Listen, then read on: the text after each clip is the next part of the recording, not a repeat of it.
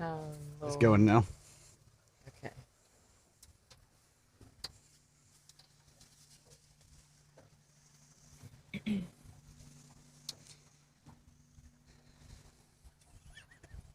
That guy won't come that close to us, will he? No. Is he something we should be concerned about? Nah, not in the least. We're just going to rock a little bit. Alrighty, folks. Maybe. So we are out here on the Red River fishing in the great state of Louisiana. We do have a guest on the boat today, Mr. Jaymee DeFore from Creole Guide Service and Creole Catfishing. It is an absolute pleasure to be out here. We have always talked for the past, 2 years off and on? At least 2 years. About how we could come out here, fish, learn from each other. Today we've got Creole on the boat talking a little bit of strategy, little things that we do different, things that we look for. And Richard got us set up on this spot. He saw something that looked interesting. So we will see how it plays out. Make sure to grab your boat snacks. If you haven't already, make sure to give us a thumbs up, like, subscribe, and let's see what we can put in the boat today. All right, so we'll call it 11 o'clock set. Okay. So at 11:30, fish or no fish?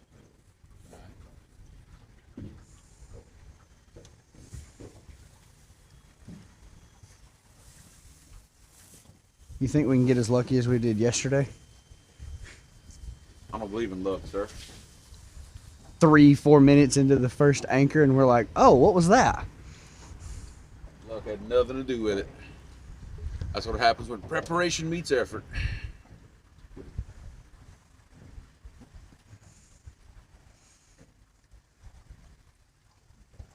I just want to see how this weather change last night affects them. See?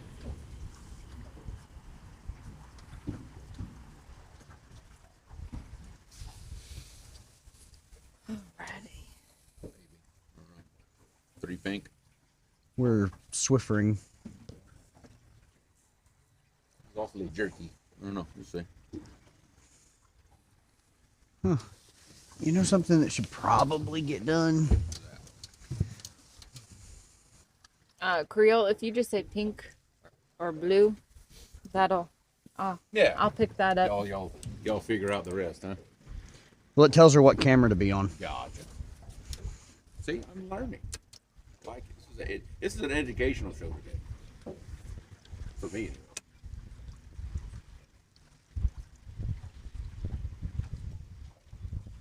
Oh yeah, he gonna be way over there, way out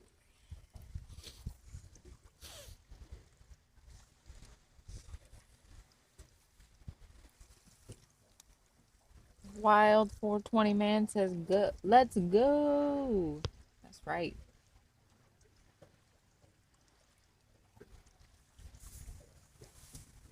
The morning started off a little chilly today. The sun's maybe been poked out for maybe an hour. there. Maybe. Yeah, if That's that. pushing it. If that. Okay. So, Drag is set for fish that mean business. I like it. I left my side in free spool for a little while. Let that weight kind of slide and slip. And then we pulled her back to some tension. So we're buried in those trees real good. For better or worse, they're in there. For better or worse, those baits are exactly where they needed to be.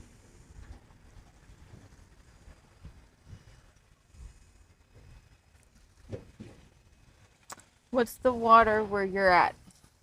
Water. 6611. Thank you. I had a little icon in the way where it said temp. All right. For the front one or for back here?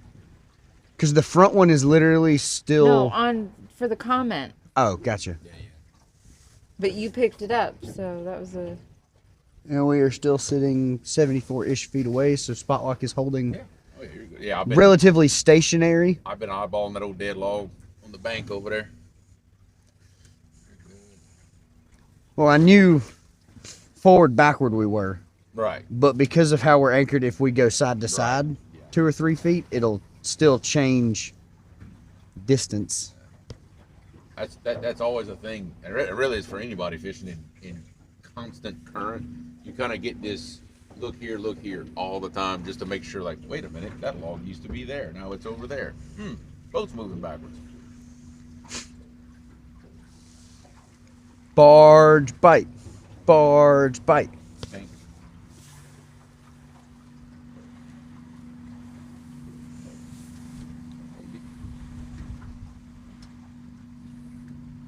you.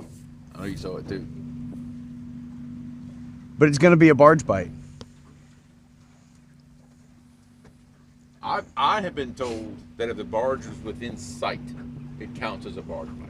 I don't make the rules. That's just what I hear. That old boy looks like he's rolling. Oh. Well, he ain't pushing real heavy though. But he pushing.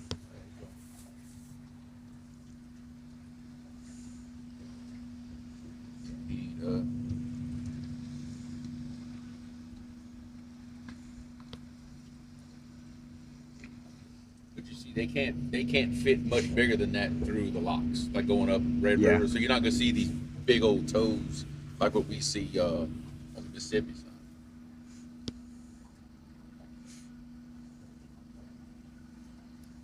Yeah, them babies in the big river. I saw one. He was 9 wide and 6 deep. He got pretty solid weight rolling off of him. I'm hoping the wind beats it down a little bit before it gets to us. It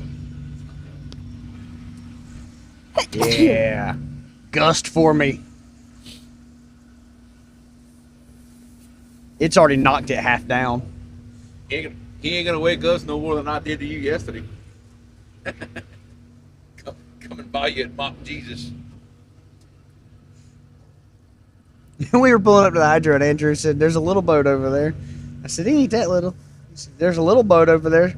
So I backed down, I turned around and looked at Andrew. I said, "If I come by him in full tilt boogie, I'm going to wake him less than if I slow down." Oh yeah, absolutely. That's the best shot you have is. I got nervous there for a minute, and then I remembered my boat's built for this. Yeah. Oh, you're good. It just rock you to sleep, you know. Be one with the waves. It is going to turn me just a little bit. He'll settle you right back though. Once they kind of go down and.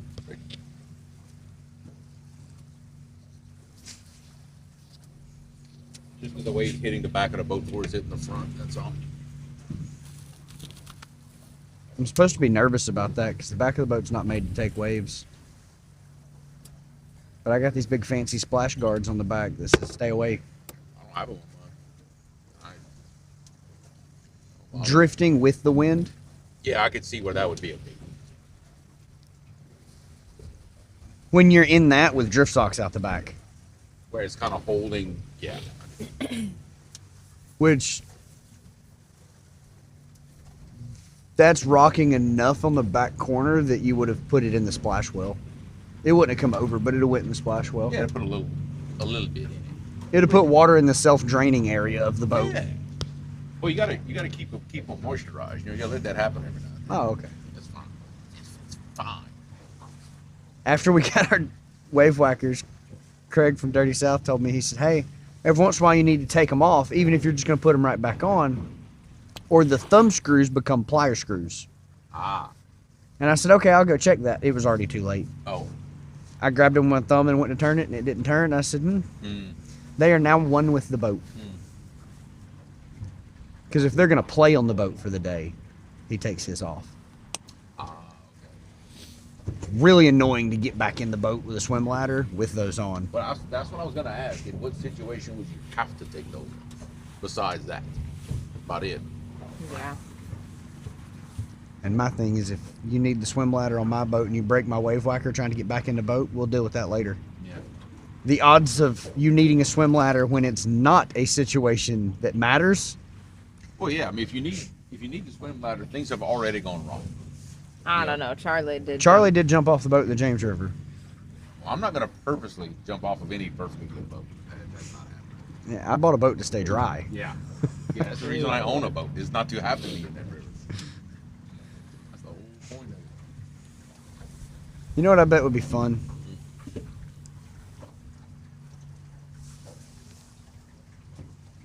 Oh, it's one of the sabiki rigs.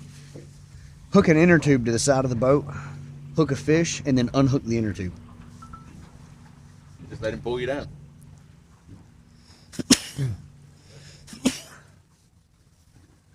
In this current, you'd be okay with that. In the Chaffalaya, you would not.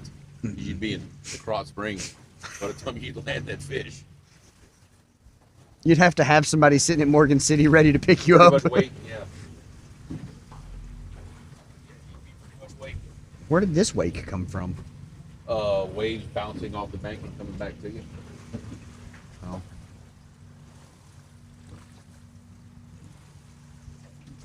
Cool thing. So far, all the rods have just kind of...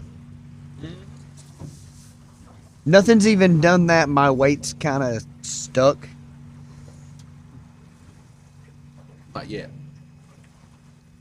Makes me a little nervous. How bad it's gonna be later. I ain't gonna lie. It's just rigs. Other than the fish that was in the tree, nothing about that tree said throw baits at me. Oh, I will have you know. Remember, I made you a promise not to use a certain product Oh, yeah? until y'all came. Yeah. Well, those two goofballs over there, as of now, they should be bumping with JayRFishing Thundercat floats. The bullseye floats. I tied them this morning before y'all got here. They are JR bullseye floats bumping as we speak. So, I mean, they haven't caught anything crazy because Andrew hadn't sent you a picture that I know of. well, a picture means it's of a certain size or lower. A phone call means one of two things. We need help. I sunk your boat. Please don't kill me. Or we need to call the game warden. How fast do you think you could get a game warden to certify one? Fast. I would say if I would call him right now, I'd say 2 hours, Meet us at the commercial landing? depending on exactly where he's. No, he'll meet me at the fish market over there across the bridge with a certified scale. Oh, there is a plan in place, like legitimate plan. I have a biologist and 2 game wardens that if I call, they know that's why I'm calling. And it's a drop everything, I'm coming. Because they're actually in a little competition with each other about who's going to be the one to weigh it. Who's gonna get that call? Like who's going to, yeah.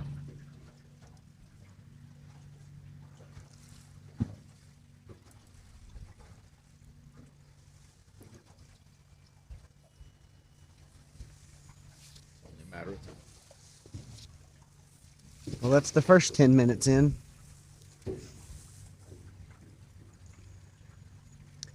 I'm wondering if this blue sky and north wind has them pinned. The bump and bite would actually tell you a lot about that. A lot. Which, if that turns out to be the case, would also explain why You haven't it's got so them. well yesterday. Because they were active ahead of it. But out here, you never know. Like this, that's not a guarantee thing that'll mess anything up. It's just not. Can't explain it, but it's not. The fish I marked was moving. I watched him on live scope for a couple of seconds before we set up. He's not just. So, There was water between him and the bottom. right. I hope. I hope. He marked big and I could see a good bit of him. That Yeah. doesn't mean that he didn't just pick his head up. Right. You know, all I saw was the swim bladder. Well, look at it. Look out on the bright side. What that might mean is he was actually way bigger, and you just didn't see the rest of it. If that's the case, I'm nervous. But in a good way. Yeah, we might have needed to just bolt hooks to the cooler and drop the cooler off the side of the boat to have big enough bait for it. And that's not a bad problem, man. I marked 4 foot of him, for sure. I think, from the little bit I saw, I think if you hook into just one that big, you'd be very okay with the backbone of that rod. I think you'd be okay. Oh, I'm not worried about the landing him. I'm worried about the getting him out of the tree. And then the next tree, and the tree after that one, and then that last tree between us and him.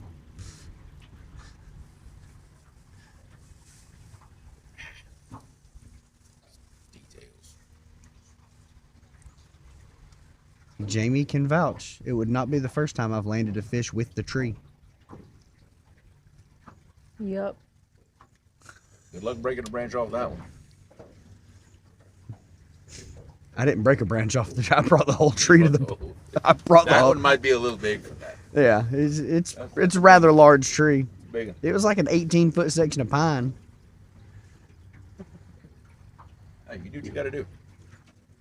Oh, it was snagged. I was thumbing the spool, but I was thumbing the spool, and my line was going up. Like you could tell, Yeah. the line looks like it's further away from the boat, but like I'm thumbed on the spool, it's not going anywhere. Right. So I would reel down, thumb it, and lift with everything I got. Reel down, thumb it, and lift with everything I got. That was that 40-pound mono that you had to call and get 3 buddies to come help you hook the truck to it to break it. Right. 40-pound mono that broke at 95 million. I've had something like that.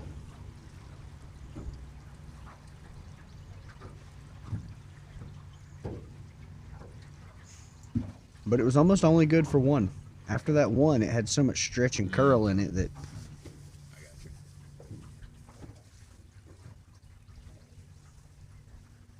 got you. I made the mistake of putting some 50 of probably the same brand you talked about.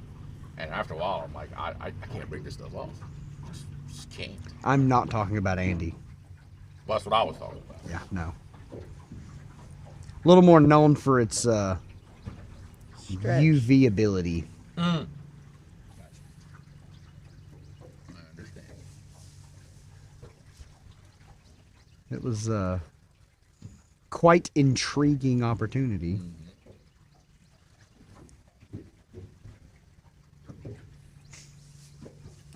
Is the red platform operating? Yeah, and they're just quiet right now. That's where 2 of our comments have come from. Oh, I just wanted to make sure I that think I got a notification. yesterday Andrew didn't get a notification sitting in the boat. What's funny is I did. Let's play.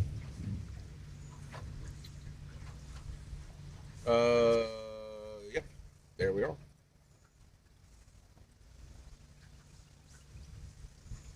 It's just a little slow this morning. I'm watching myself watching you. Pretty cool. I'm watching me, watching you, watching me.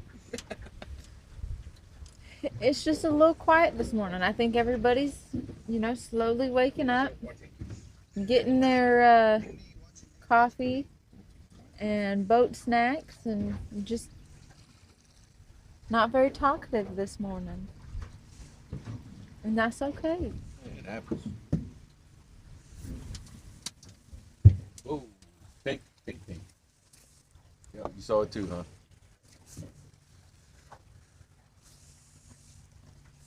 Second one in from the outside. Yeah.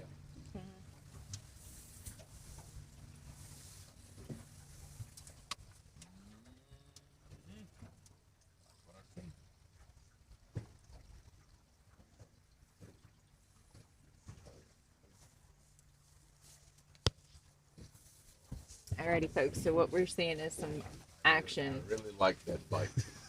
I really like that bite. That's that I don't care about anything bite. So what we're looking at is the second rod from the outside. So the edge of the boat, not that first rod, but that second rod.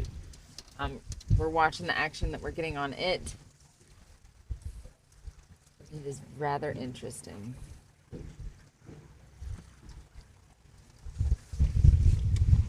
This is going to become a problem real fast.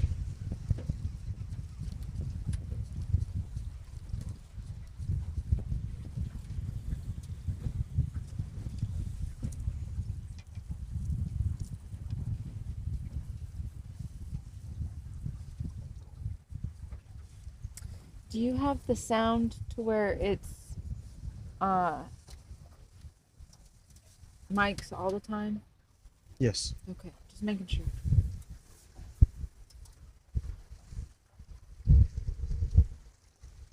Actually, you get a bite of damn bush.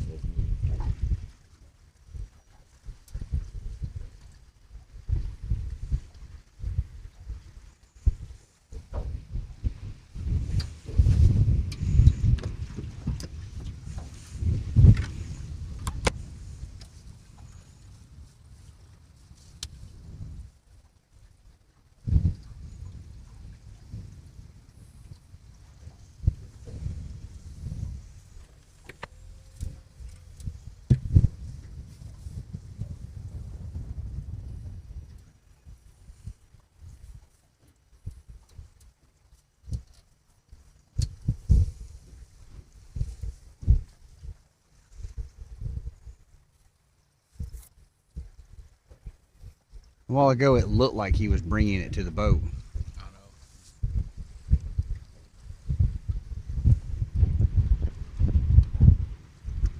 know.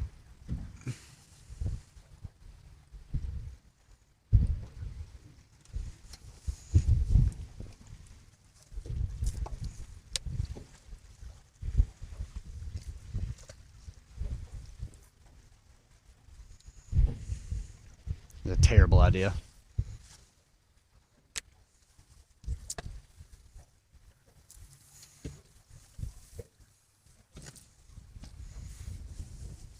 It's at least got some angle on it, right?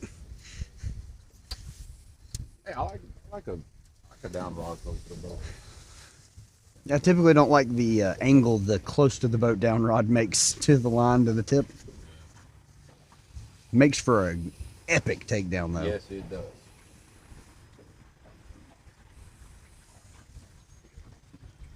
They're biting sluggish.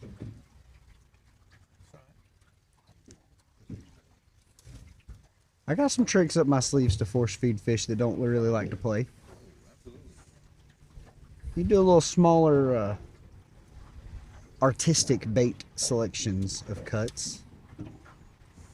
Probably the same thing I mean when I say make a uglier cut. Like really expose some meat. That's when you start getting into flappers and fillets and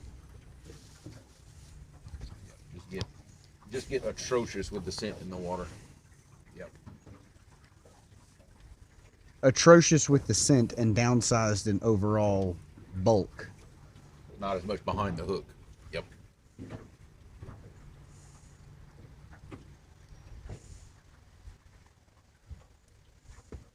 That's what I told Nate yesterday while because we cut some baits that were that long, you know, to bump with. He's like, you don't he's like, you think we ought to sharpen them up a little bit? I said, Nate, I'll be honest, if you can't grab that whole bait, I don't want it. And then we caught those 250s after that, you know. I guess he thought I was kidding, but I said, we'll start off with these baits, and I said, as we go, we'll get bigger. He said, bigger? I said, oh, yeah. I said, we're just starting off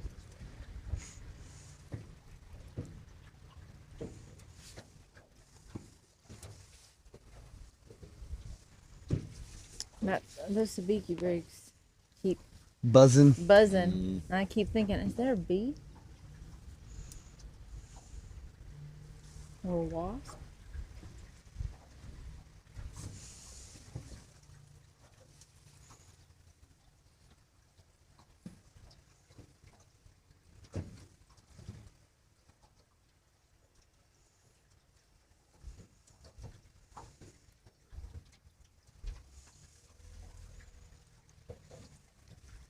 The fun thing is I kept that front screen paused, so I still have my point of reference. Oh, yeah. We are a little off.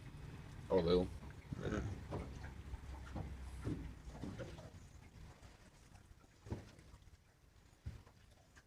Well, what do you call a little off? 20 feet. Okay.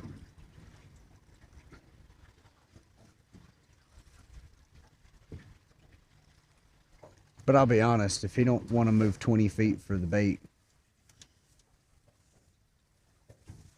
Well, not only that, but I know for sure like this one, you got it bombed. You know, it's way back there. It's swung quite a bit.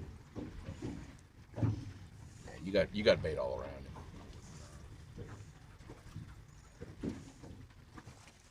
and I'm upstream of him. Oh yeah, you're just sending all that right to him. He's sniffing around. It may take him a minute to find it. He's smelling them cookies in the kitchen. You might have to bring him a plate. He's thinking about it.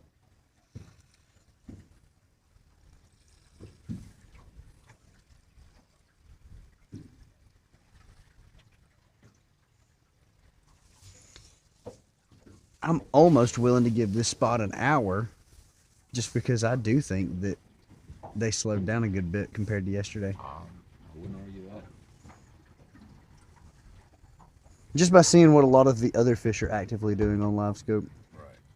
I really want to know how big that fish is.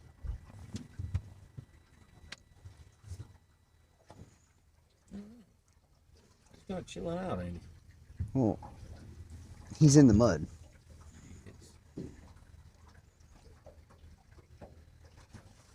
So like he fuzzes off into the bottom. I can't tell. Yeah. Is he only a 2.5, 3-ish foot fish? Right. Or is he a Pink. 5.5 foot fish? Oh, Jaymee. Get him, Jaymee. Yeah. Got him? Mm-mm. Hung? No. I don't think he had it to begin with.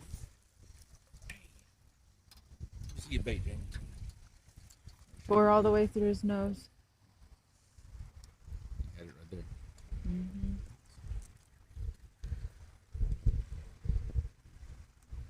Luckily, they have 2 knots. Mm-hmm. For just such an occasion.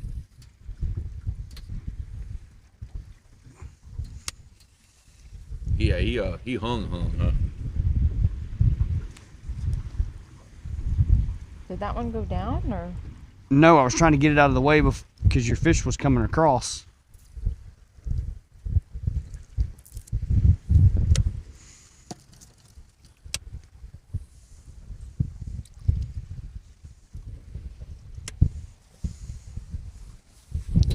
Oh, I've got to try to bomb that back in the spot now. I believe in you. Well,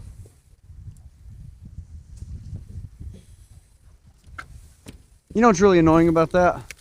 did you put the rig right where you wanted it? Right where I wanted it. Yeah, except the main line wasn't attached. Okay. Where's your Jamie's getting me a clip. Bag of rigs is under my console.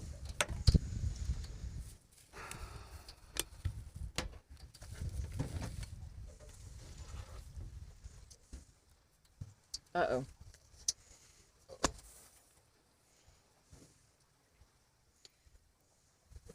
Yes, we're good.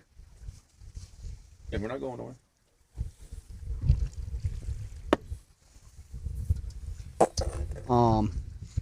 Actually, Actually, open what? that lock. Well, for Creole, open that Oh. locker and hand me the blue tackle bag out of it.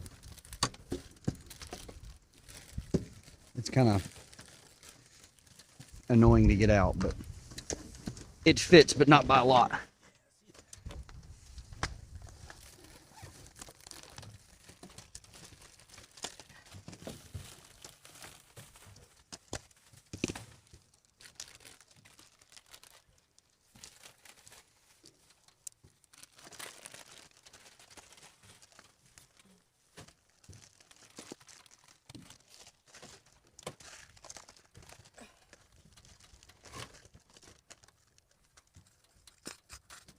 There they are.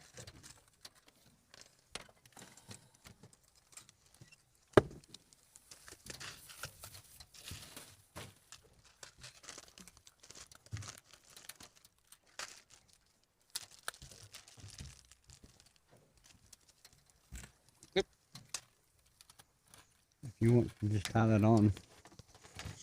Tie it on to the end with the angle. This end here. Mm-hmm.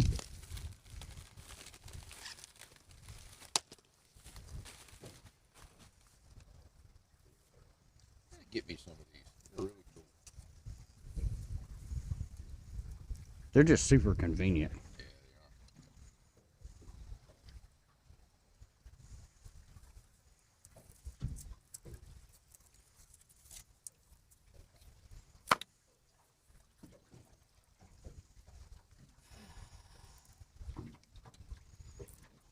Yeah, Ah, dang.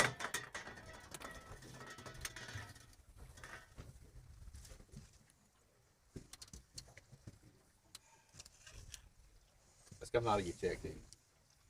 Ain't coming out of mine. And everybody wonders why we can't have nice things. If you ain't tearing it up, you ain't doing nothing.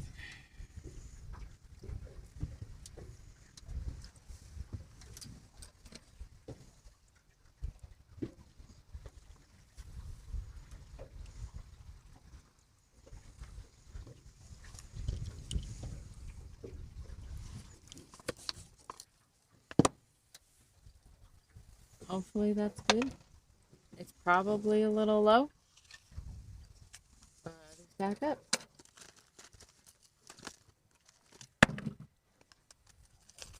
Business of tying knot and braid. Y'all are just gonna have a real up close and personal right there for a minute. All right.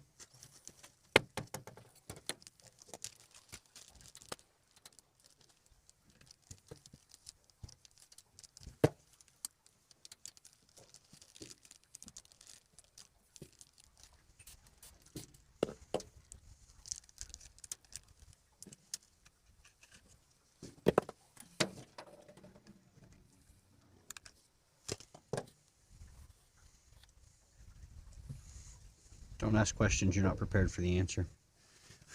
I'm just watching. I'm watching intently.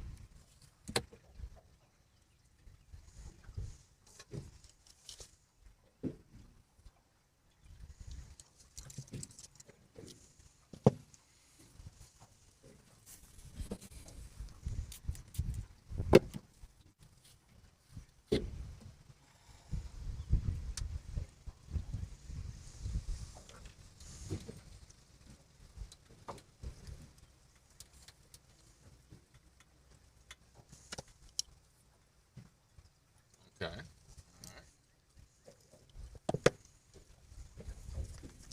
Maybe. Okay.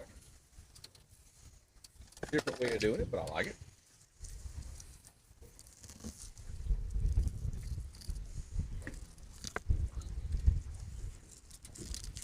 Y'all look a little funny sitting there. Richard can fix it when he's when he's done if he doesn't like it. But you guys will have to sit there for now.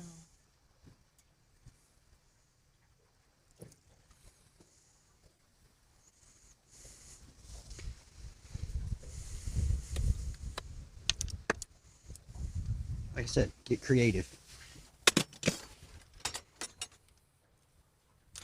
I ain't mad at it.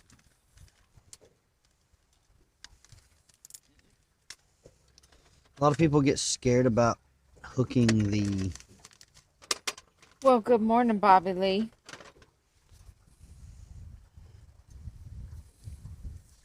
hook, Okay.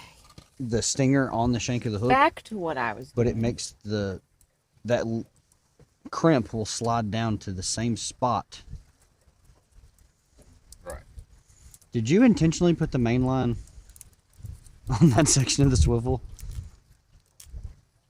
What are you talking about? Our offering to the fish gods.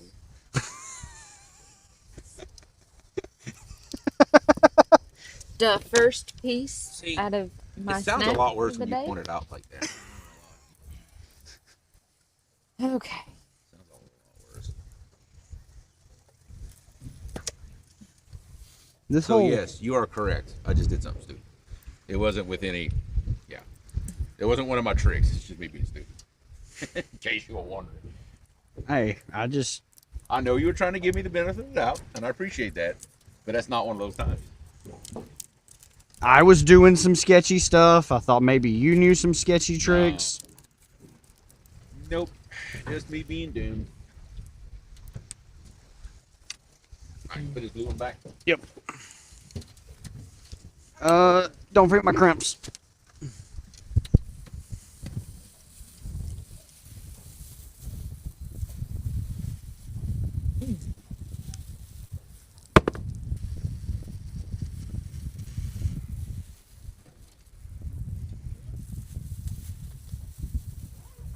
And then, I just gotta hope he bites that rig and not the other one. You could accomplish or that. both. That would be Will you hand me the Something. trash that's at your feet when you have a second? Is coming for that rig.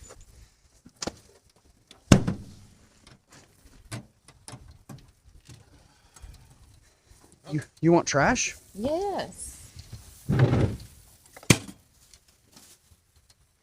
Does that include my Will you life? Hand my, and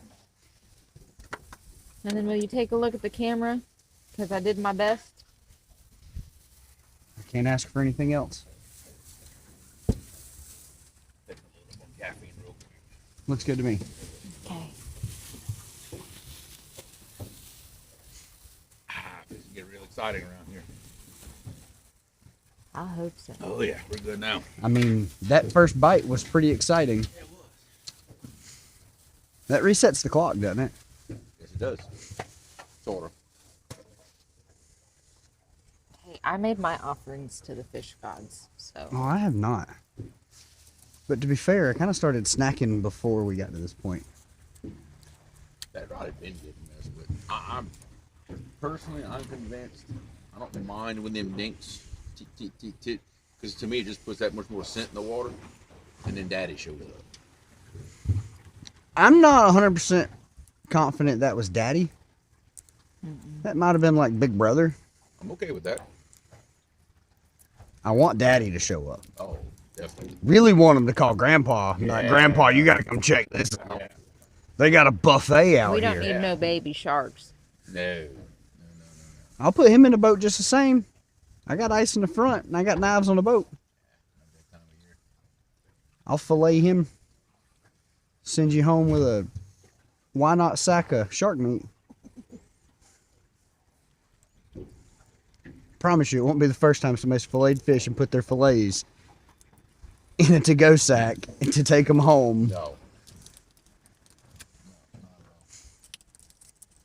I told Nate after we left, I was like, because first time he had heard you and Andrew on the phone with me, he's like, I could listen to them talk all night. So the person I could really listen to is the stories their dad has.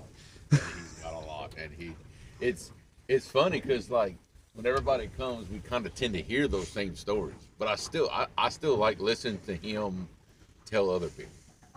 He said, oh, it's just about 8-foot alligator. He's just laying under the cars. In what world does that mean we should go poke him with a stick to tell him not like? Obviously, he ain't doing nothing to nobody. He just laying under the car. He needed to borrow it for a minute. I'm a good friend. I'm willing to let him she's borrow having it. fun playing soccer, Kendall. He says, Poked him with a stick. hi, friend, you're fishing, and I'm watching my daughter play soccer. Yeah. Nice.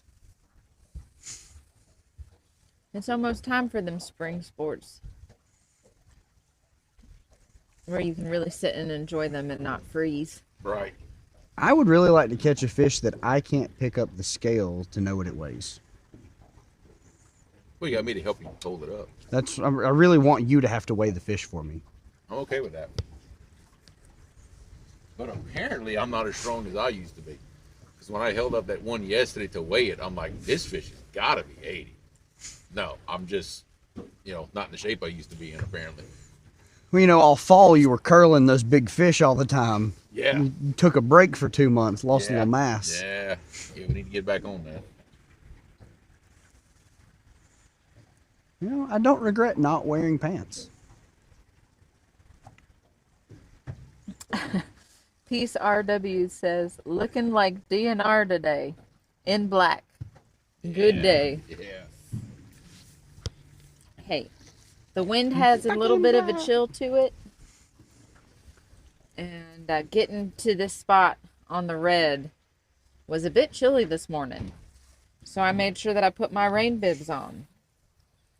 Good cool ride. And I wanted to be warm today.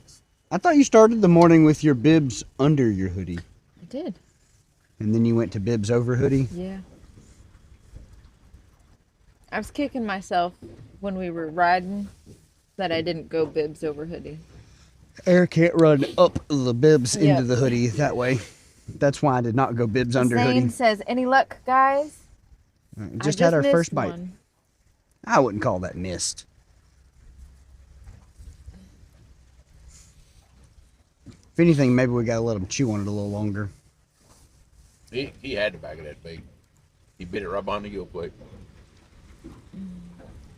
So we had two do that yesterday. And then we started putting fish in the boat. Yeah. And they started on the inside, and the fish came from the outside, so.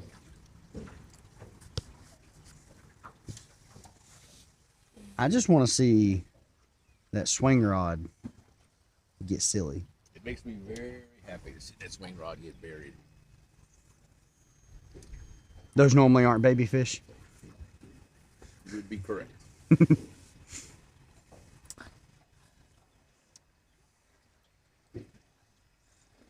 Peace RW says, yeah, this cold weather can leave anytime it wants. Wisconsin gets 70 degrees, then back to 30s and 40s. Nah.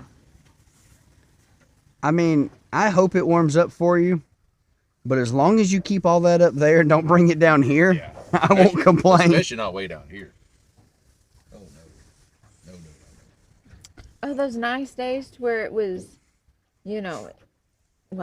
mid 60s, 70s, real nice weather. And then that Monday, Tuesday, we were in freeze warnings. Oh, Same thing here. Yeah. oh, it was horrible. I was in shorts and a t-shirt on Saturday, and it snowed on Sunday. Yeah. The same thing. Went outside in shorts and a t-shirt to lower my motor to get the water out the lower unit because it was going to freeze that night. It's so weird. That's an insane thing. Yeah. Because, you and I's weather is very similar. It's very, very, very close. It's either the same or one of us is a day ahead of the other one. Right. But it doesn't get, drastically colder or hotter in your area versus here. It really doesn't. You got basically the same humidity we have here. It's the same. Your summers are a little rougher. I blame Canada walleye fishing tomorrow. Rock River, nice.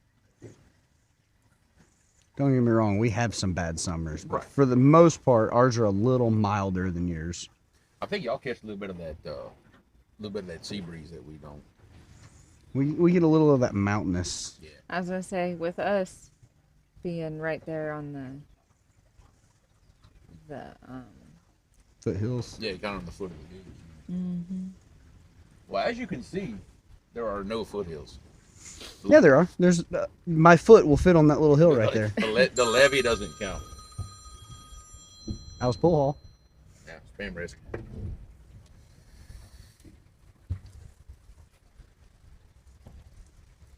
I thought that might have been Andrew.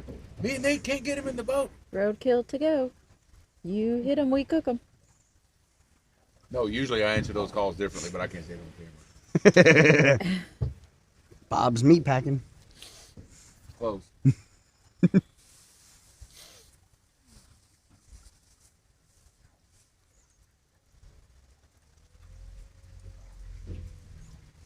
You bag them, we'll tag them. You need to experience my wife answering a telemarketer call one time. because she can imitate any voice, any accent there is. It gets really good, like really good. When she does what I call the two old women routine, it is so funny. It's she had to change her phone number because of that one. It was good.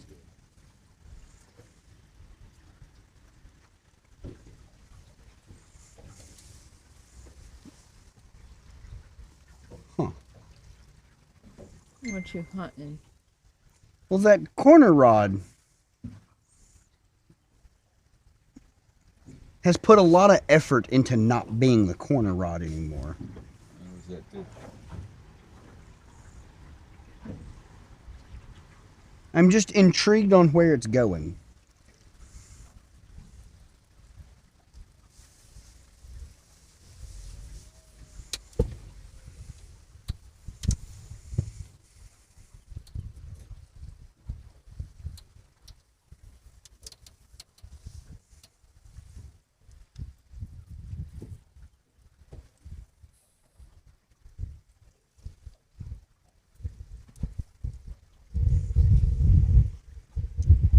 I mean, maybe it thought that all the other rods were having so much fun back there. He wanted to see what was going on. No. Does everything just have a ton of slack in it? No. A little.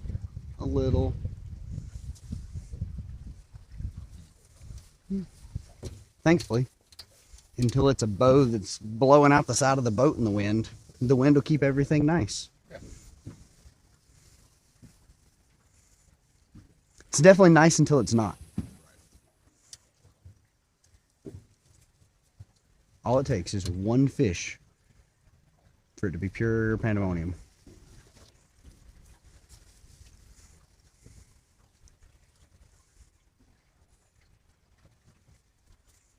So, besides getting to pick and tease and joke around on the boat the past couple of days, what is your what are you taking from it? I'm extremely impressed with his efficiency of setting boards.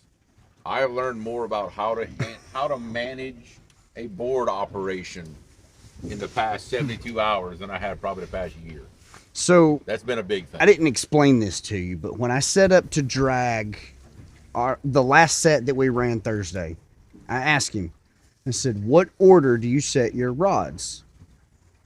And he said, we set the outside rod as the far board first. And then he said, wrong. And when it's all the way set, then we throw the next one in. I was like, just sit down. Yeah, that's how that conversation went. And he was like, well, you're not going to set them all by yourself. I said, I promise Well, you, I can set them as efficient. Actually, this is how it went. He's leaving out one part. He's like, no. He said, this is what we're going to do. And as he explains all this to me, my brain just, I'm like, no. I have no idea what you're explaining to me right now. And he's like, okay, sit down, watch. And that's exactly what happened. And they're like, you're not going to set those boards by yourself. I was like, I promise I can set all 8 rods just as efficiently by myself as I can with somebody helping. He set out 8 rods with 3 sets of boards before I could set 2. I promise you. Like, no, that's not even kidding. And Nate said, I know how to set them. Do you want me to help? And I said, no, just let me do it. Yeah. I got it. Don't worry about it. Not a thing. That was a big, and even more so because how he approached this area, seeing my waters completely through somebody else's eyes is always a learning experience, and I see it different. You know, it's really cool to see it that way, because I fish here so much that you kind of put the blinders on. I have my spots that I go to. I have my things that I do. Well, to be able to sit there and not say a word and just watch somebody pick it apart is very, very educational. Now, have you noticed that everybody that comes down here that fishes with you picks it apart a little bit different? There are some differences. It depends on the person. Some people lean on me heavier than others, just, because they know I know the area, so they lean on that a lot. And in my business, that's what I want. That's what you're paying me for, is to lean on my experience. But there's some others that they'll look and say, well, Hey, do you fish that? Hey, why aren't you fishing that? And I'm blowing by it, not even looking, and I'm like, huh, why don't I fish that? I'm all about learning. Even though it's at home. All I wanted you to tell me was where I can and cannot drive my boat. Right. Outside of that, we'll figure that and the I'm looking for this, but I have now scanned for 2 miles and haven't found anything close to it. Where can I find this? Yeah, that's all it was. I'm not seeing what I want and what I'm looking at. Let's look for something different. You still have no clue, really, where I've caught any of the big fish, especially in this area. You have no idea. Those are your fish, not my fish. Right. I want my fish. Well, I'm hoping one of my fish shows up and bites one of your rods. That'd be really nice. I would appreciate it if you would just go ahead and text them and be like, hey, by the way, we're not fishing there. We're just 1 or 2 more miles. Right. Yeah. We're 1 or 2 more miles up. Right place, right time, tight lines. Yeah, that, we'll catch you later. If Becky's 72.5, which actually by now Becky's 72.5 would be about an 80, because that was over a year ago. If you go ahead and show up, which I tell you, you might have seen its tail. That might have been Nate's fish. You might have seen its tail. I'm going to have nightmares about that fish for a while. That was a big one. I would care a lot less about it if I had not had the rod in my hand, knowing that it was not a good fish. That was a great fish. And I handed the rod off, and then we lost it. I don't think there's anything anybody else. No, I'd have lost it too, but yeah, either way. Yeah, I am thankful that it did not come off the hook in my hands. I have felt that too many times. The tail was that wide. You know. He was probably us to the floating timber off the point right there? At the furthest, he might have been a little up from that, maybe. He was a good 70 behind the boat, 70 or 80 feet behind the boat. And that's actually very odd for a big one to do that. To come up like that far behind the boat. It's very odd.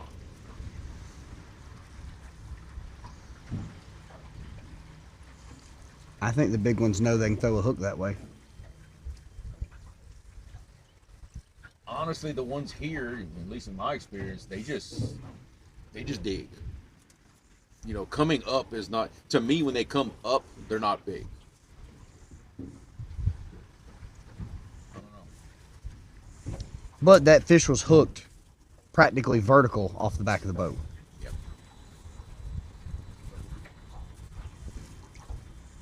That fish started in this corner. Mm-hmm. And ended up over there. And we both told Nate, go to the other side of the boat. We're moving rods. Just go. We all the way. Around. And it probably wasn't, 10 seconds after that it was gone? Nate probably pumped him up, twice? Maybe. 2-3 times, maybe, and that was about it. Well, at that point, we know how far away from the boat he was. Yeah. He was the length of time from corner to corner, he slipped drag.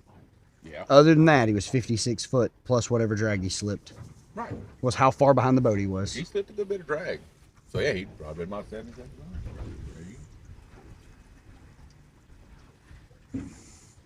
Which really makes me wonder, the fish we lost during the Invitational last year, that was probably 200 behind the boat. Right. How big that one How really big was. that fish was. When it looked like a whale on the surface. Because that distance will fool you. Well, he looked like a whale.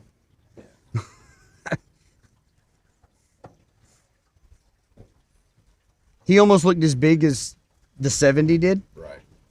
But 200 feet back. Right.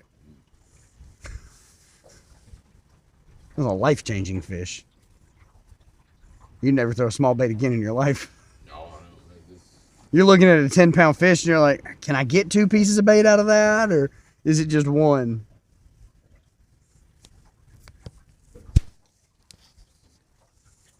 I mean, I'm all about big baits, you know that, but I'll let the bite tell me that. You know, there's been a lot peanuts. of, yeah. There, I mean, like I always go back to the bumping thing, but you can see it in the rods here. Same thing. You know, I got to be real confident that they're just smoking rods to start feeding the baits that big. That one is definitely still snagged. Oh yeah.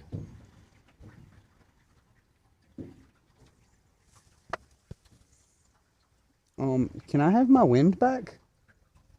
It stopped all of a sudden, didn't it? Oh, it'll be back. Don't worry. It's just taking a break. It's out of breath. It's out of breath. You never heard that before? No. It's out of breath. It'll be back in a second. It's inhaling at the moment. I've heard that all my life. Sitting in a duck blind when I was a teenager. Freezing. North wind blowing in our face. Finally dies down for a second. My uncle's like, it's just catching his breath. He'll be back in a second. Sure enough, 5 minutes later, hit us again.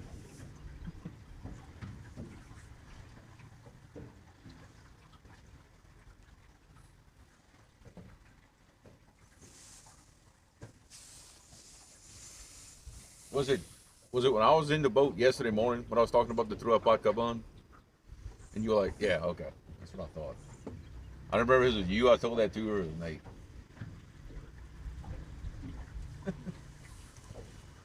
Remind me in the truck and I'll tell you what that means. Okay.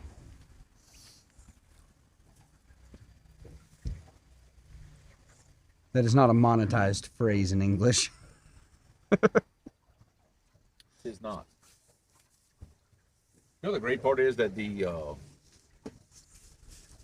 I guess call it AI, whatever you want to call it, does not pick up on Cajun French because it's the wrong words. True. Yeah, well, if I call you a pencil, it doesn't know what that means either. Yeah. I'm not entirely sure either, but you're a pencil. That could mean you're useful. Just don't know. It's the way Cajun French is.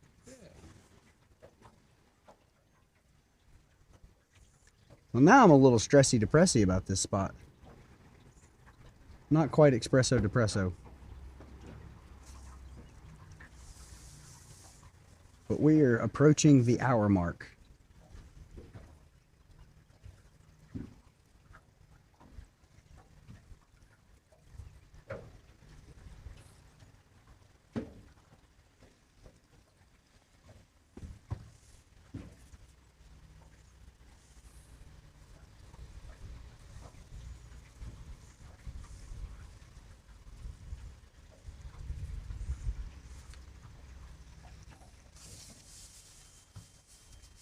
Was that bite behind the gill plate a solid fish or like a 20? Solid fish. It was a straight bite. If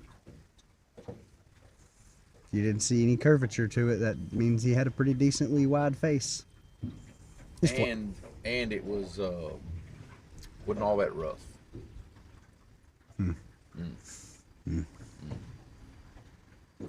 It's 15-pound flathead. Could have been. It was a flathead. It's fine. He wasn't that big. At me looking at the bite, that's kind of what I thought actually. Because you know they're a little more straight in the front. Yeah, but when their head's this wide, it's still a little straight in the front when you're only talking about a bait this wide. Right.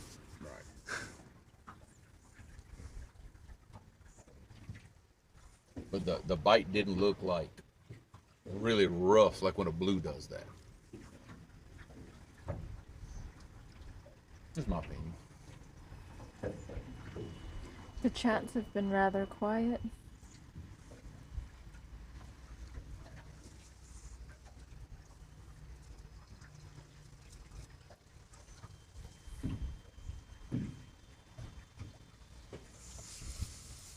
I'm going to work on this snagged rod for a minute, contemplate on what I want to do next.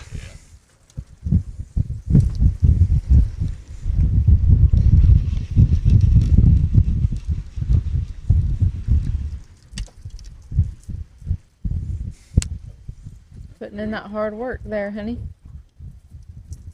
That's especially when you got some good strong current. You got one that's hung up.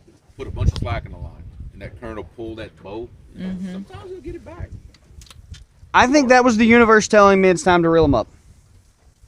You can do anything. I mean, you can reel rods for all I care. Yep, I get it. We'll let our host. You know. Hostess. Host this. There you go. Word I was looking for. Hostessing.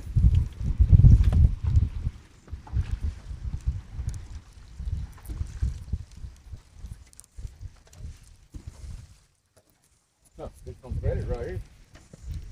No, I think it came off right at the side, didn't it? I never saw it. That's possible. Wow. That one spun, didn't it? No, it Oh. Spinny. Now I will say that happens when you reach the end.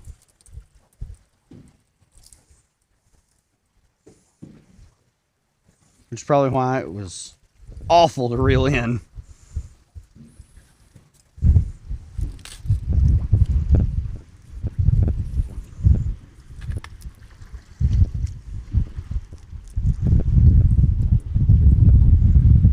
You want to throw baits while we're here? Yeah.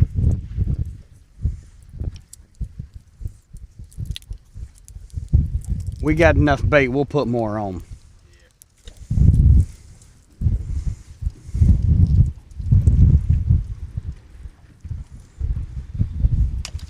We'll feed these fish and go find others. Which I don't think we're going to go far. Just a mile or two.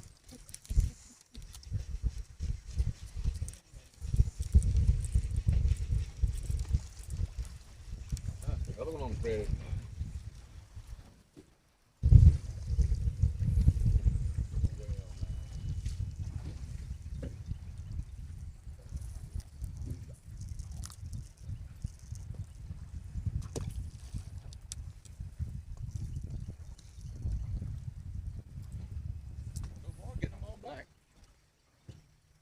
Was the filleted one on credit? No, it was not. It was on there. Uh-oh. Oh, I spoke too soon, didn't I? Yeah. If you can just keep your mouth shut for a little bit. I will from now on. I'm manifesting problems. I tell you. Manifest some good things there, Creole. Yeah. I did that yesterday.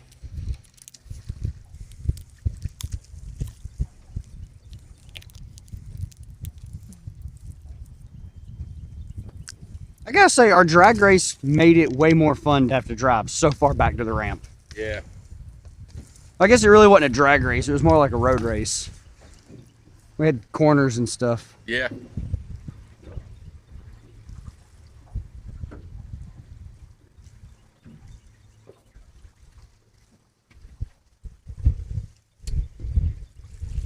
You can always try dropping a little slack, maybe come around the backside. It might come up. Oh, I don't care that much, I'll break it. Okay. I say that.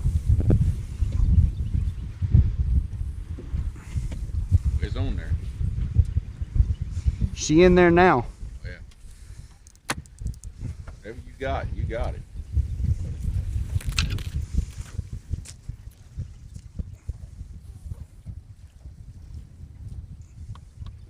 It gives. Big limb. Okay. Oh, yeah.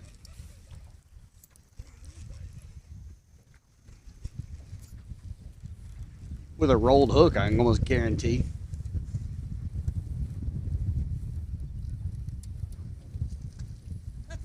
Well, you brought part of the tree with you. Look at that. I like it. Probably not a rolled tip either. Maybe not the way it dug in. Good. There you go. Yeehaw. Told you. When I snag them, I ain't scared to bring the whole thing back.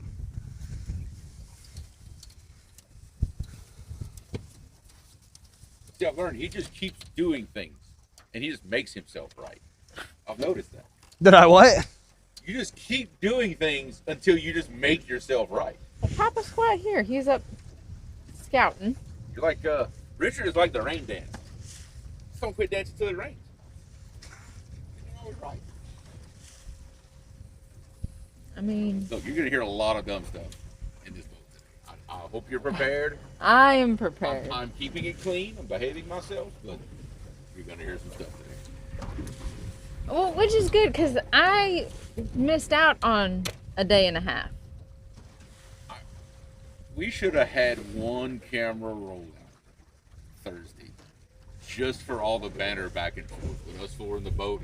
My sides were hurting. It was rough, and he was the brunt of everything.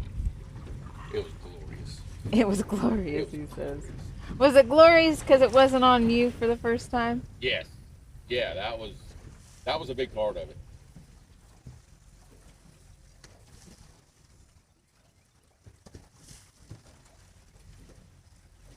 Yeah, lots of big standing stuff. Oh.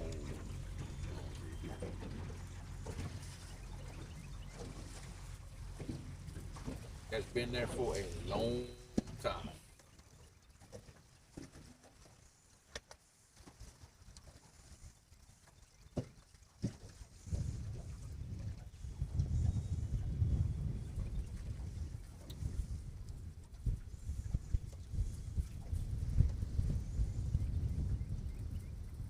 Ooh, that chill.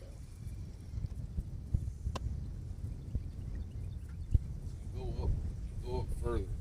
Finally get out the turn. You hit that straight shot. There's a bayou that comes in and dumps in Red River. It basically comes out of like two. I don't know if you want to call them lakes, maybe by y'all standards, but it's a big, very flat, shallow lake. But it drains all that area, and that's how it gets for Red River.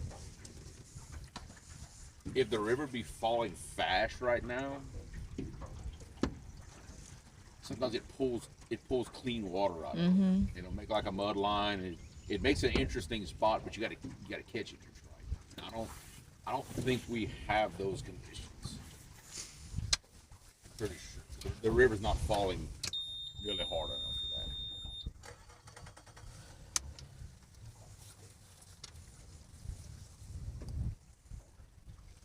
that. When I get the trolling motor out of the water, will you go into gear?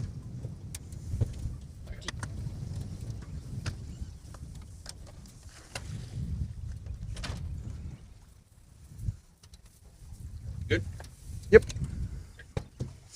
We're not running. We're just Yeah. faster than fighting trolling motor. All it's got. Right.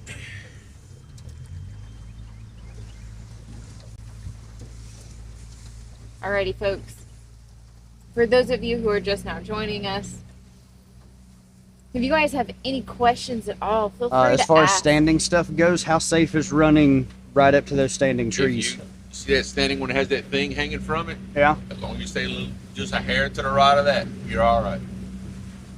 Should be just fine. You guys have any questions at all, whether it's for Richard and myself? If anything, you could make a little left turn and get like this and get closer if you wanted to. Okay. Or even if you have any questions for our guest on the boat today, feel free to ask. Yeah, baby. Here, we don't really safeguard any tricks. Nah. Bold of Neither you to of us. assume we have tricks. Yeah. That's a bold statement right there. We fully enjoy educating other anglers in Yeah, here we this go. sport, and we enjoy getting everybody out and on the water doing the things that we love.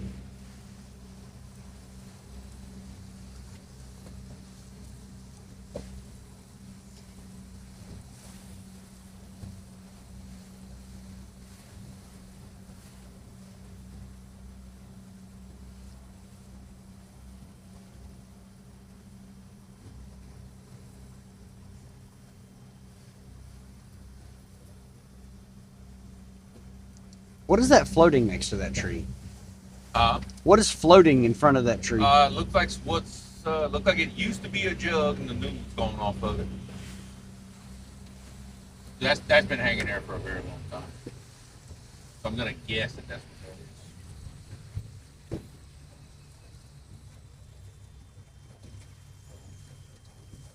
See, this is actually a very popular alligator gar fishing spot to run jugs for them. Okay. Because you got this nice long straight shot here. It's very, very, very popular. Hence why that's hanging in that jug.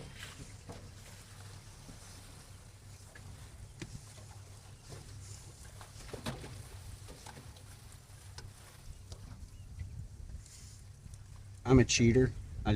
I'll go ahead and admit Or it. as Richard and I call them, elongated toothy shad. Lord. That's a whole other thing that we're going to get into.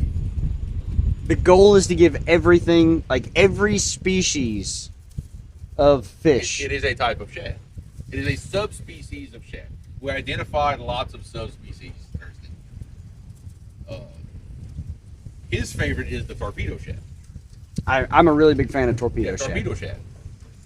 Mullet. Mullet. Yeah. Giant flying shad is now a thing. Giant flying shad.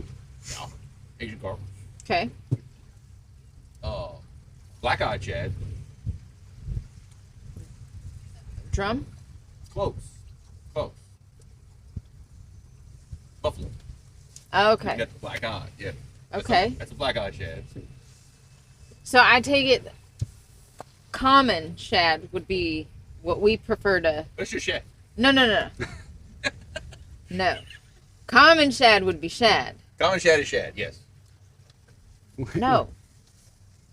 Like, Common carp would be common shad. No, that's golden shad. That's golden shad. that's That's golden golden shad. shad? No, that is large golden shad.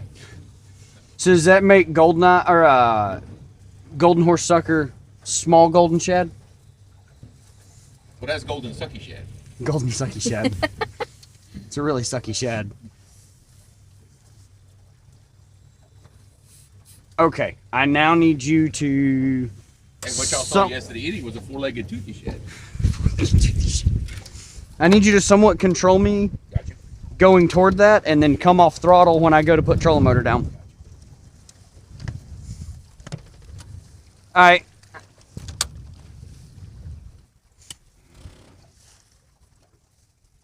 Okay. Now he's got control.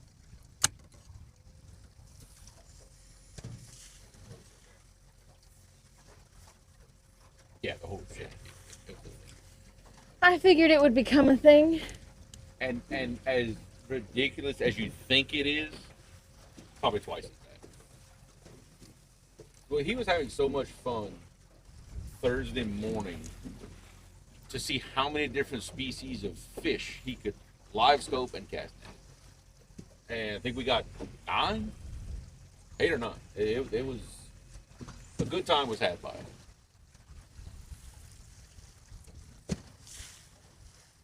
Until that 35-pound Asian carp hit the deck of the boat. No, it was the 240s in the net at the same time. Well, thankfully they didn't end up in the boat.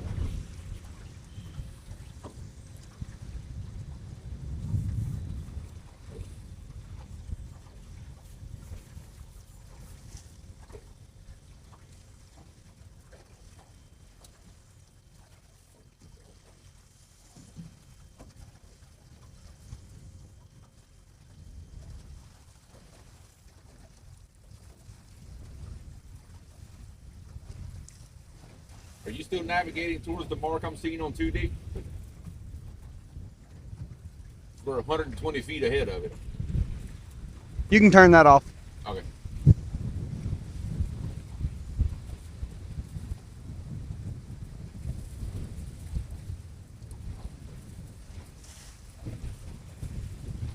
Hit the play button.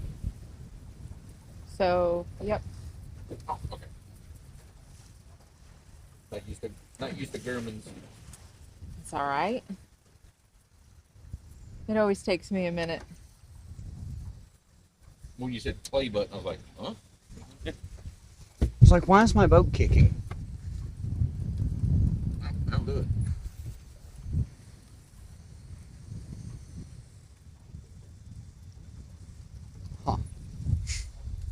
I gotta think about this now.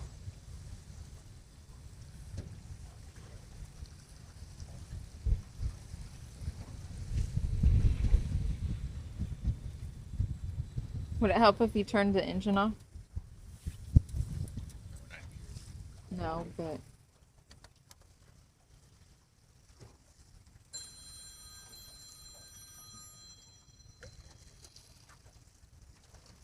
Hello. Hey. Okay.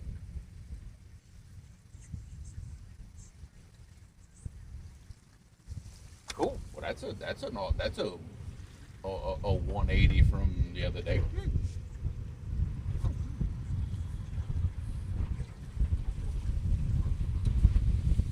They catching good fish? No, this is Laura. Oh.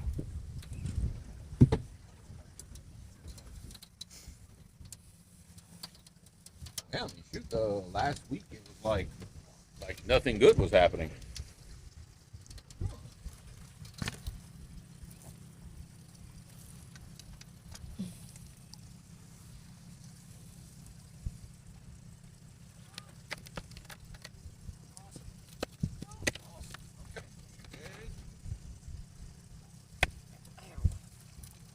are you wanting to throw big ones yet, or hold on? No.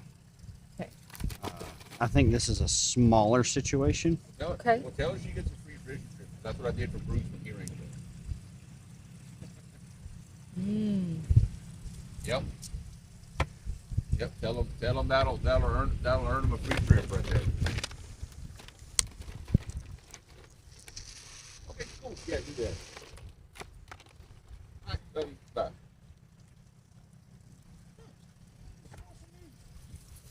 Laura's ain't rang the bell this morning. Cancer free. Woo! What? Yeah, especially because like 2 weeks ago they were Will like, you cut the engine off?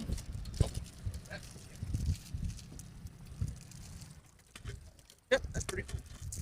That is great news.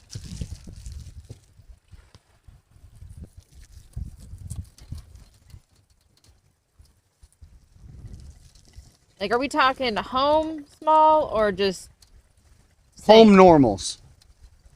Yeah, you're pretty good there. Yeah. Yeah.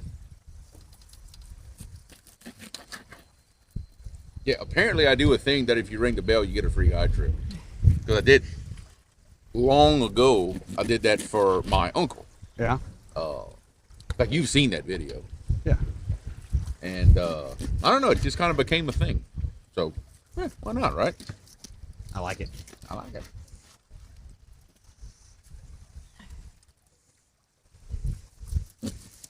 And they love to fish. They do actually a lot of like inshore saltwater trips.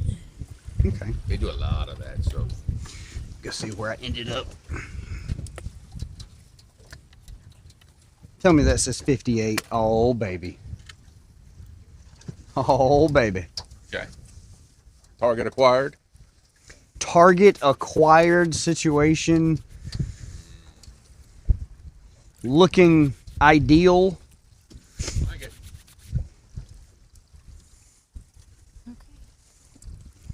Oh, I didn't know if you still wanted to use that headpiece, but there's enough baits.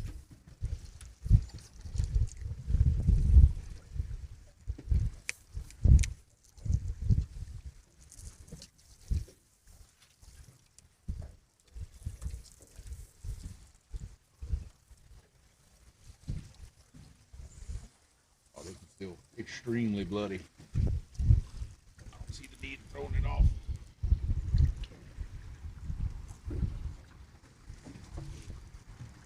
It's a Slender Cat outdoors.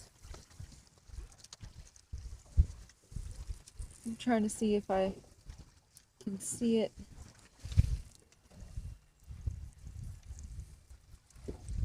Our rear camera angles got messed up just a tad. What do you need? We've got a bite so far. They're not low enough. They need to point down more?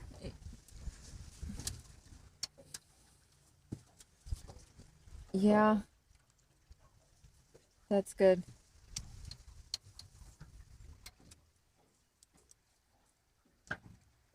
That's good.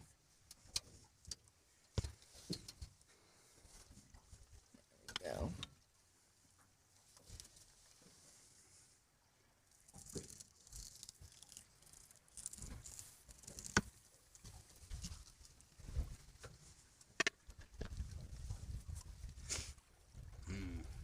That looks yummy. I was picking it up to bait the rod. I'm like, where's the jig at? Oh, it's in the water. It's that side of Skippy that laid there and dried a little bit and baked. Ah, I got you. I hooked it at that stand up. So slicker jerky. Do you need a... Something similar to that, but The other half that you had shaved off. but it didn't stay where I wanted it. Ah. So I'm gonna have to swing a little different to get it over to where I want it to be. A little more strategizing to get it there.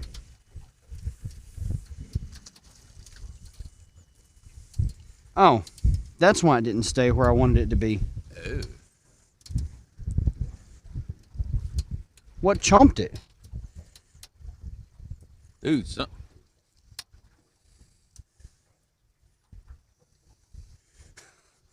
I would almost say a river crawfish, but that's awfully big. A big tear. I don't know. You got me. That's interesting. It tore the hook out of it, though. You saw? Mm-hmm. Huh. Well, that's why it didn't stay where I wanted it to be. Interesting things are happening. Oh yeah, we're using worms for bait. Canadian night crawlers, actually. It's a very, very special species of worm. It's a long, slender gill worm.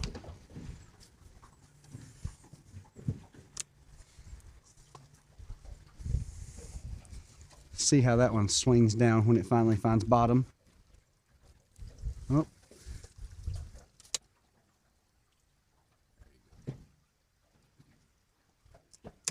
That was bottom. I seen it bounce.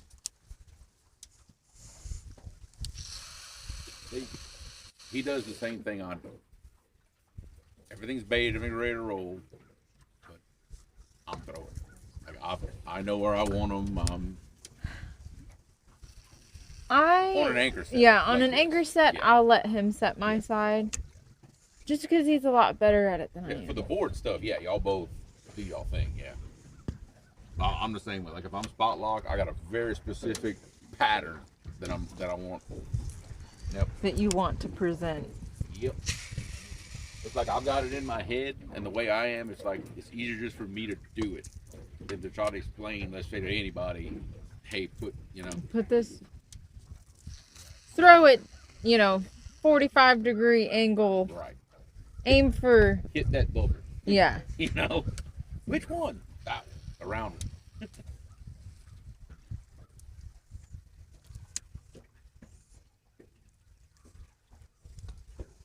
Of course, I'm not doing it with 8 rods. Right. I'm doing it with 3 of them.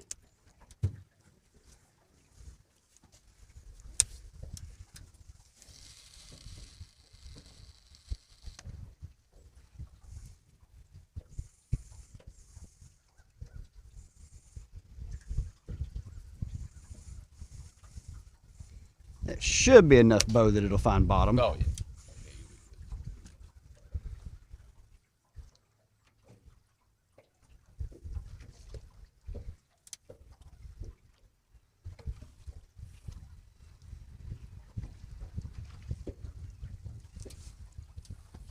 All right, everything there's stuck and happy. Stuck and happy. Still did a weird swing, but whatever. Mallory says, good morning. Are you really using worms? No, Mallory. Yeah. We're using skipjack. Can I have my donuts? Because donuts make me go nuts.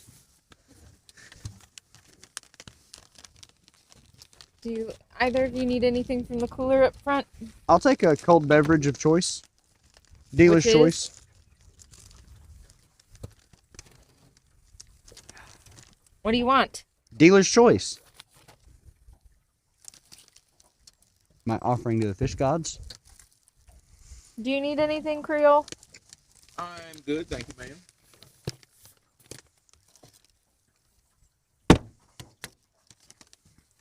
That's a good way to get my brother to jump out of a boat. I ain't gonna even lie. I mean, straight off the back of the boat. What, Swan diving offering for to it. the fish gods? Uh-huh. That was my first thought when I saw it sailing through there. I'm like, he be gone. There goes Andrew. Like a graceful manatee.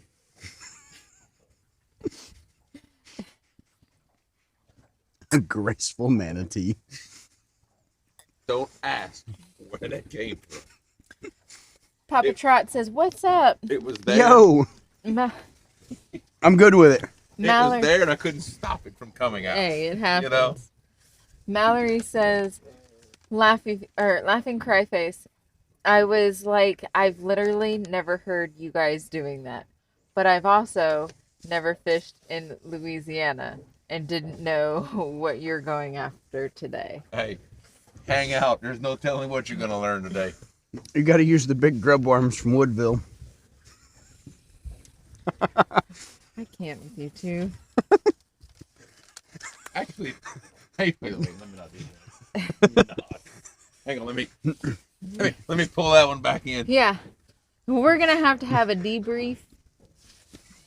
Let me just After- take that one out and stick it in my old pocket for later. Yeah, there's gonna be a lot Because of. I have one that I've already put in Yeah, the Yeah. file for later. yeah. The whole grub worm and Woodville thing just put thoughts in my mind that yeah, we're good. We're gonna let that sail on out the back. You're welcome. Yeah. Good old Woodville. For anybody watching, there'll be lots of inside jokes on this stream. I'm just fair warning now. It's happening. And some of the jokes that are gonna be inside jokes are currently outside jokes, but we Yeah. know it's rolling. Right.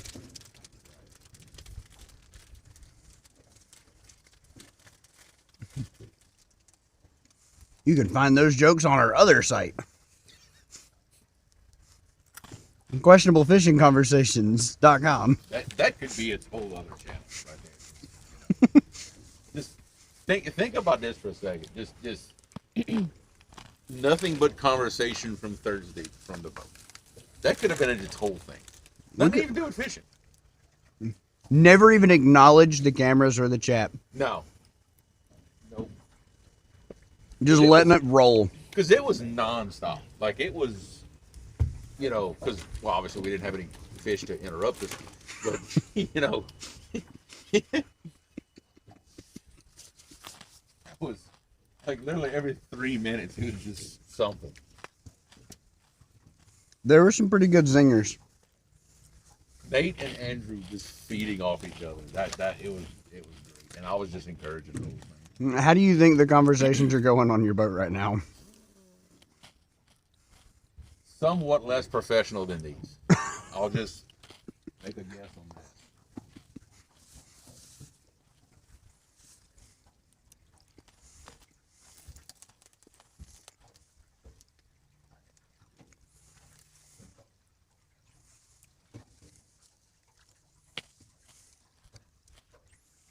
It's just still a little strange to think that I'm in someone else's boat, but my boat is fishing. I'm not in it. That's yeah. Efficiency. Yeah, I The guess guide so. service can become a two-boat operation. And you just make money off of him being on your boat and you don't have to do anything. That to my wife. That could be a very difficult conversation.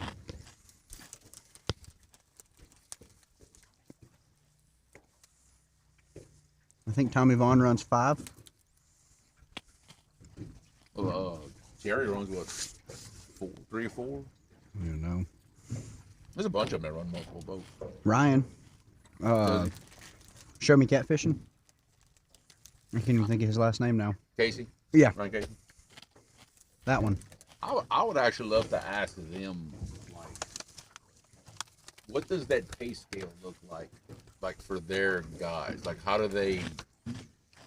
Because the guide trip costs what a guide trip costs. Right. How does that guide trip amount get divvied up? Oh no. Of course, it depends on who's. No, it's just me. You guys keep going. Oh. When you said, "Oh no," I kind of, I accidentally closed out of the chat. Of course, it depends on who's. I mean, of course, the guide service is paying for all the boats, but like, who's paying the fuel? Not all of them. Not all of them. Right. Oh, really? I don't know. I think there's some involvement. I imagine you do like an owner-operator thing. But like Joe Lunsford, that Dynasty, Right. he's under Show Me Catfishing. Right. But I don't know how that worked.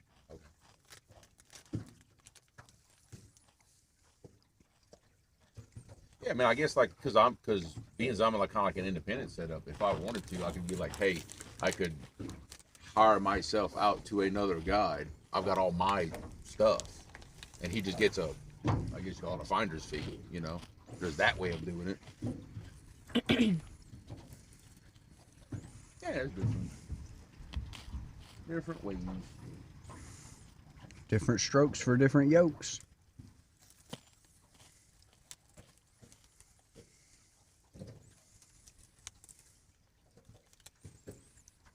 So after running some guide trips, what is it that you thoroughly enjoy about it?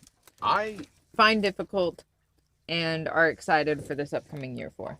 I set very high expectations for myself, higher than what they should be, and I tend to stress myself out over the fish I'm catching, the quality of the fish. I do that to myself. So that is a downside for me. Is I just kind of need to chill out a little bit, just because that's how I am. My favorite thing, I love bringing people fishing. I do. I've loved it for many, many years, and seeing other people get excited over any size fish that normally I wouldn't on my own, seeing them excited gets me excited, and I feed off of that, and that is absolutely my favorite part. I love it. Especially when they bring kids along. That is a good time for me. I love either bringing the kids or like when I hear the stories of, hey, my wife never comes fishing, but she wanted to come on this, and then the wife ends up catching a bigger fish. That really does put a smile on my face. Things like that. I enjoy being around people. I do. I get a kick out of that. And we're just gonna try to do more, do better. That's all. I'm not setting any huge goals. I just want to keep having a good time. To be honest with you, be more efficient, reach more people, and keep doing what we do. That's all. I would love to one day in the distant future have like let's call it like a camp or a cabin that I could put people up in. Be really cool.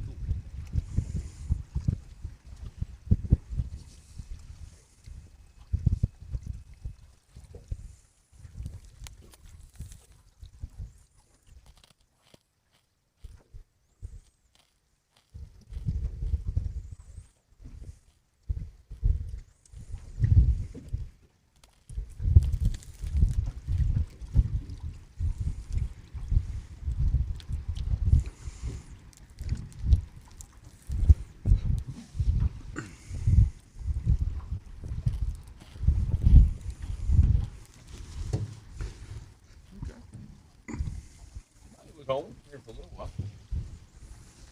I like it.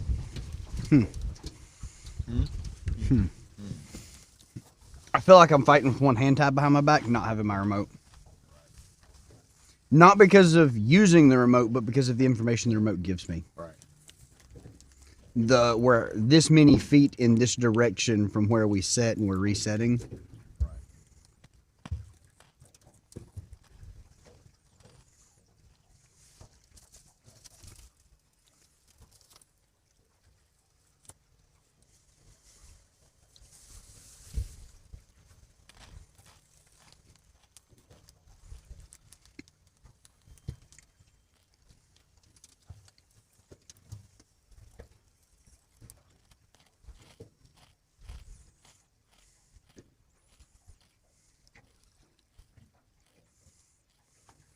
You got me staring at the rods now. I need to quit.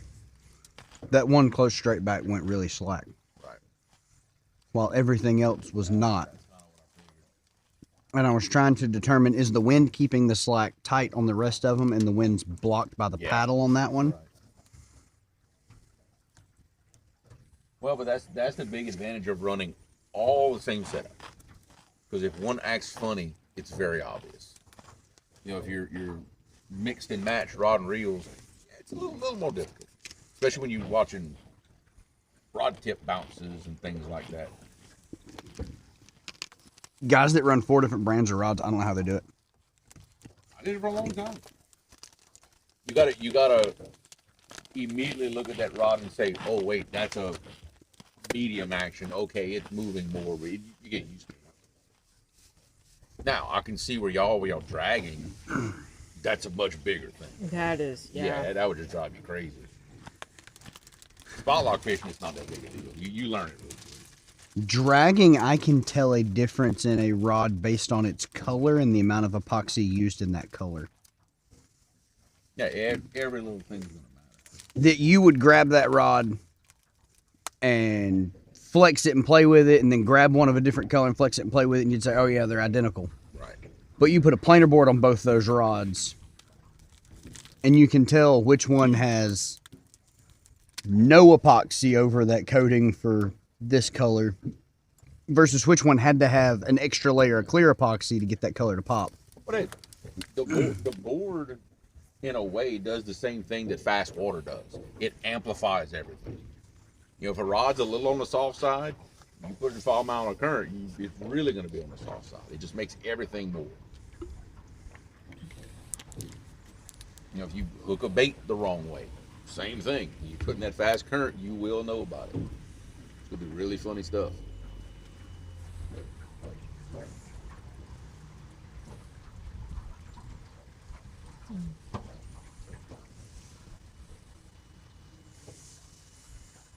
It's almost warm enough to take off the hoodie, but I know if I take it off, I'm going to put it right back on. So I'm not going to. I'm not gonna Almost warm enough to take the bibs off.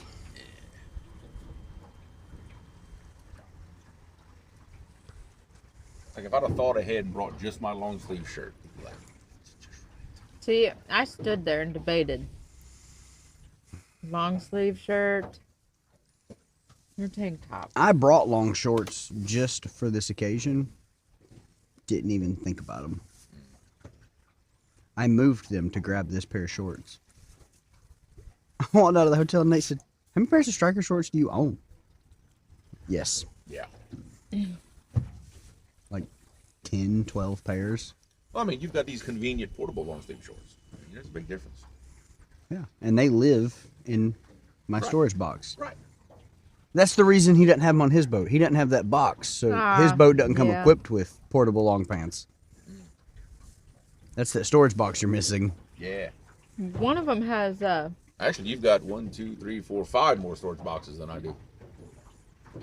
Yeah, I don't know how you do it on your boat with no storage boxes. You just keep it all in the console? I've got like boxes just here and there. I tell you what though,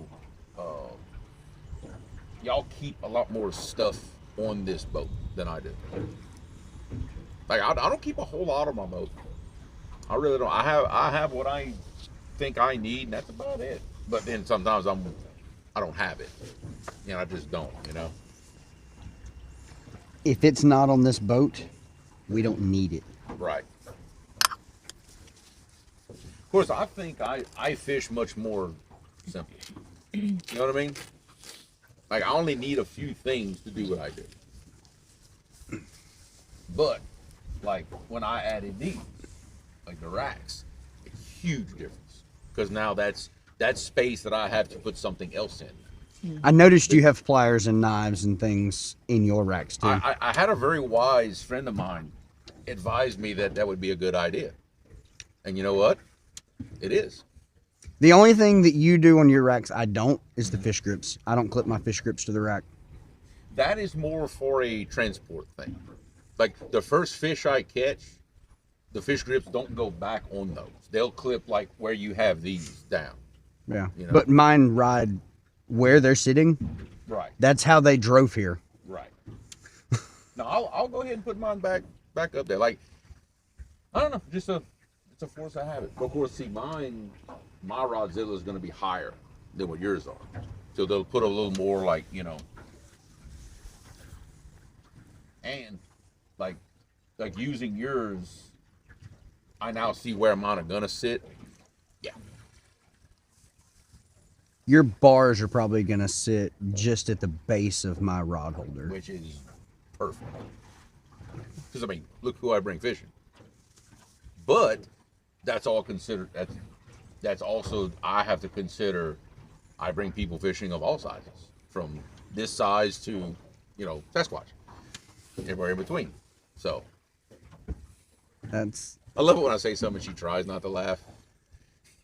But even pulling boards out of the racks, the height that ours are at, Yeah. the movement to do it feels more natural. Yeah. Mm-hmm. At your height. And at your height, not at mine. Well, it was a learning curve for me. Right. It was quicker for her. Right. It kind of sucks that I limit certain things due to my height, Hey, it's your boat. but It's your boat. I'm glad that we're at least able to meet in the middle. The big difference that I see in the way y'all boat is set up and the way I'm still setting mine up, I'm still making adjustments, is that y'all have this boat absolutely fine-tuned for y'all two to fish. I have to set my boat up for everybody to fish. Right. All right, honey. Big difference.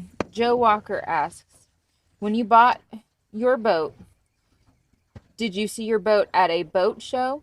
The dealer I went to doesn't have any boats I wanted to see.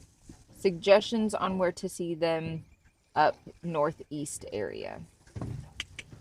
Northeast area? Define northeast area. Like what state? Yeah. And are you looking for a sea arc? Yes, I believe Joe Yeah, was that's the what I one would- talking to us yesterday about That's what I would Sears. assume. Okay.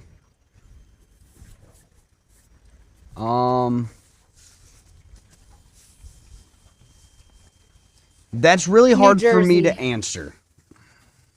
It's really hard for me to answer. I struggle giving a recommendation for a place that I am not familiar with Right. firsthand. Right. There are only 3 dealers in the country that I have enough firsthand experience dealing with that I trust to give you the advice that you can go there and they'll take care of you. And there ain't none of them near New Jersey. And they're Oklahoma, Louisiana, and North Carolina. Right. Right. North Carolina's kinda sorta in the ballpark. Kinda. Still a ways. My recommendation would be to reach out to Sea Arc directly. Send them an email and say, look, this is the boat I'm interested in. This is where I am. Can you recommend a direction for me to go to find what I'm looking for so that I can get a boat? Yeah. I like that. And they will point you in the right direction. Yeah. Because they definitely have, you know, really recommended dealers. They'll know who the right person is. I'm going to be coming. This is West Texas. It says I'm going to be coming from Texas to North Carolina to Huntley because they are jacking the price up in Texas by $15,000. I would go to Bill's in Skytook, Oklahoma before I went all the way to North Carolina. Yeah. Yeah, I mean, I drove from Georgia to Oklahoma to buy my boat because of Right. the deal they made. right. Bill's Marine wants to sell boats. They're not in the boat holding business Right. or the boat looking at business. Yeah, that's They're in business to move boats. And Bill's, I can't say enough about them. and that's pretty close to. Yeah, Holloway Outdoors here in Louisiana. That's the same thing for him when he got his boat. If he's in West Texas, he might be still 8-9 hours from that, depending on how west in West Texas. Yo, this a distance. But West Texas to North Carolina, he's 3.5 days. Joe Walker says they did send me this dealer. I'm going to Louisiana in September for tournament. What part of Louisiana are you going to be in? I know that piqued my ears. I know where a blue ProCat 240 is sitting on the lot right now. That I do. Yeah, ProCat 240 and a black Protege 200. Got two of them. You better believe it. They said New Orleans. 2.5 hours above where I live. No, I'm sorry. I live 2.5 hours above New Orleans. Yeah, if you're going to be in the area anyway, call away Outdoors and Marine. Absolutely. It's on the hat. It's on the hat.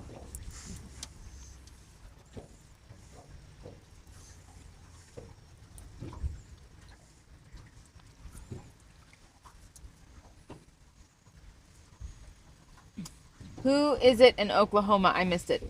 Bill's Marine in Skytook, Oklahoma. And he says, I'm after a Protege. Okay. Nice choice. I'm a little partial to the Protege. I'm a pretty big fan of my ProCat.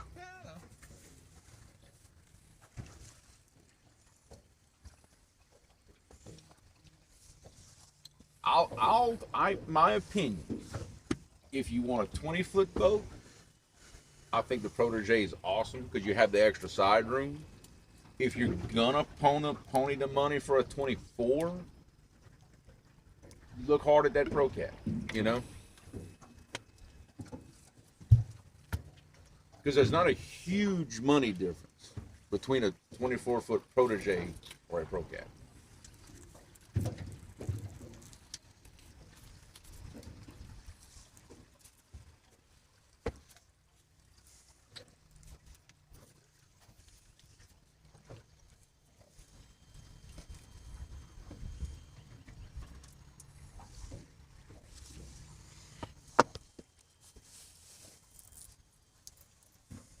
I've been sitting still for a while. I figured they'd want to, at least one of them want to stretch, I don't think that. Yeah, maybe they're tired from yesterday. No excuses. Right. I gotta be honest though, I didn't check to see what time we set up. Oh, we've been here for 30 at least.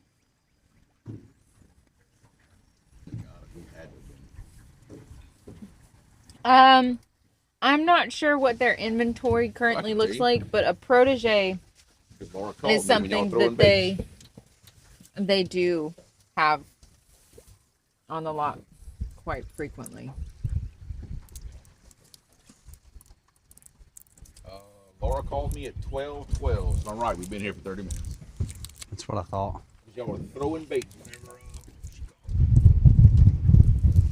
What's the nastiest structure you can think of around here? Nasty meaning what? You want a whole bunch of wood? You want a deep, ugly hole? Deep, ugly. You're hiding from the world and hunkering down.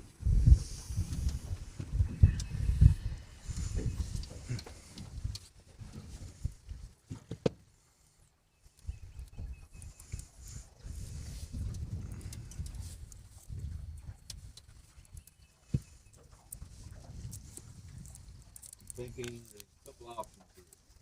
Back around this bend here, that first point you passed. With those. It's got an ugly hole behind it. And then back around the next set of curves, you've got them couple of big scour holes on that outside bend. That are deep. So back down river. Yeah, up there's no the next really deep ugly stuff upriver is a ride. It's more than a mile. More than a mile or two. Yeah, you got to ride to get the bends get a little smoother going up this way. Roll the sidewalks up.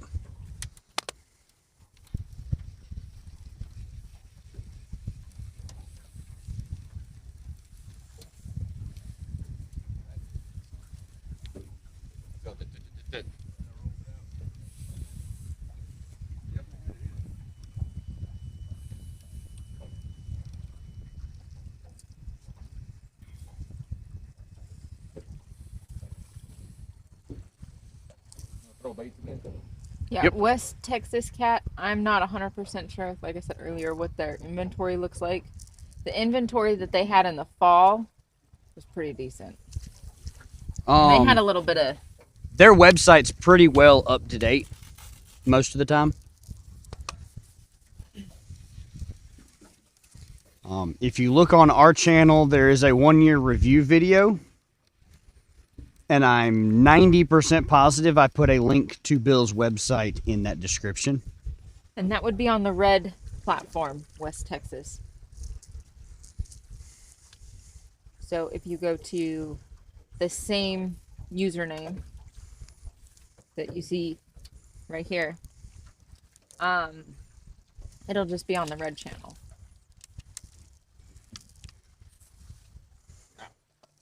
Say this too. Just put this in your head. He says, "Got it. Thank y'all." They're going to be Of that course. picky today. We are using day old bait. I don't think it's that they're that picky.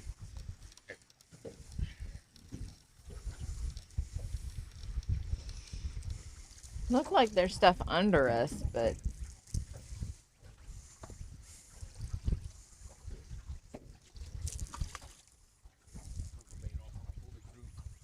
Whatever I pull it through.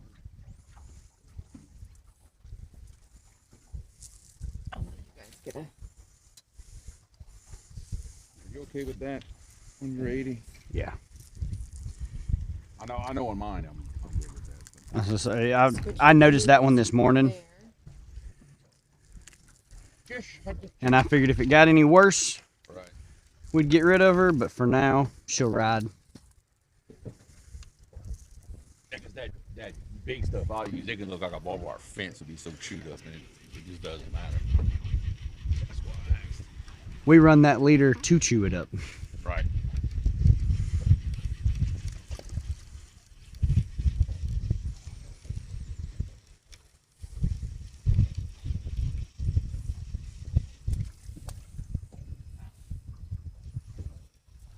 Talking about getting out of stuff. Here's one thing if you want to go look at it. It's a possibility. Not necessarily big deep hole or nothing like that, but almost see it from here. What about super heavy cover, big rocks, slow water, small bait?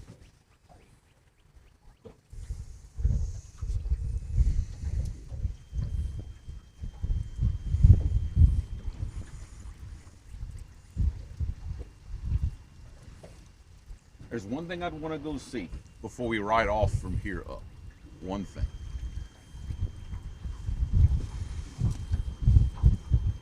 Up there, way up there, you might be able to see the break in the trees on the left bank, but there's a bayou that comes in the river. Is there rock there? There is some rock there. There's a good there's some structure like rock and stuff on the end of that bayou, like trying to keep from washing out, and there's just some very interesting features around there. I'm not saying I think that it's pulling water out of it, but it still makes like a little cove for them to get out of stuff. Maybe it's worth going look at before we just write this whole area off. That's up to you. Let's go look at it. But it definitely does not pay to go upriver from that, I don't think. Can you operate me for a moment? Yes, sir.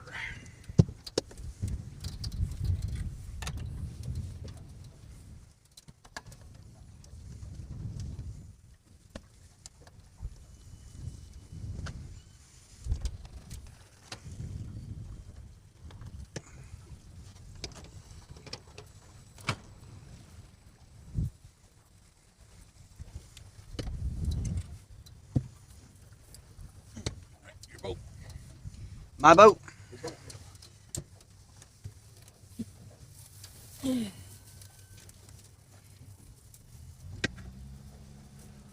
It's my party, I'll cry if I want to. Hi ho, Silver. Hoy.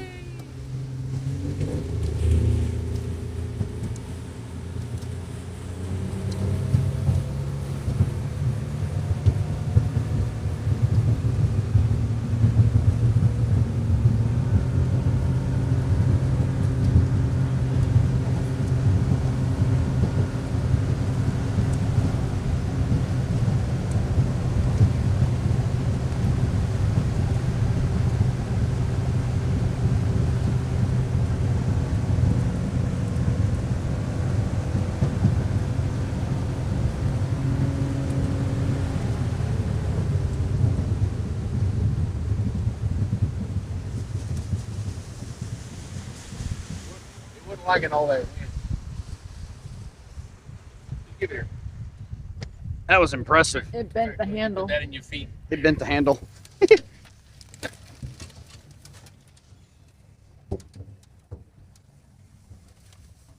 That is. We'll straighten that back out.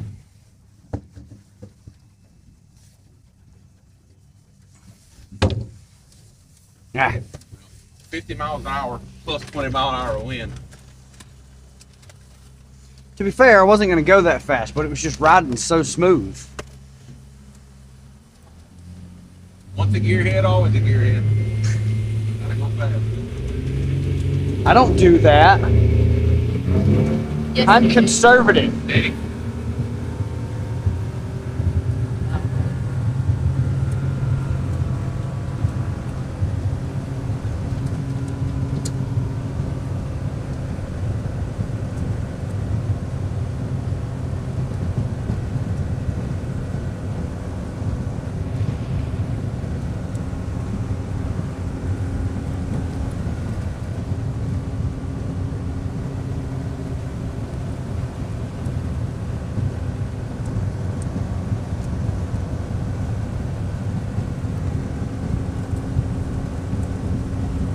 That looked nasty.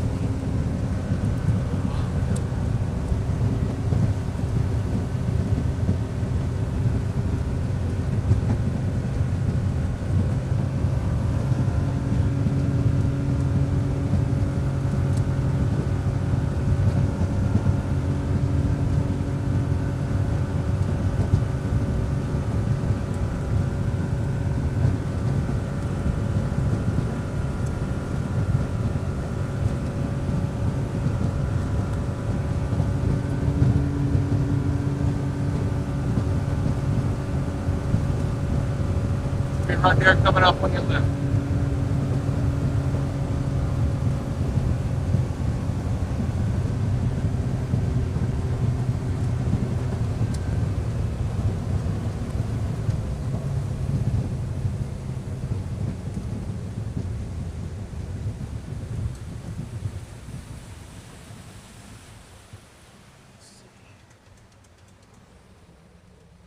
Whoa. Well, looky here. There's smoke coming out of Natchez with the mud line. Huh. Well, now. Alright.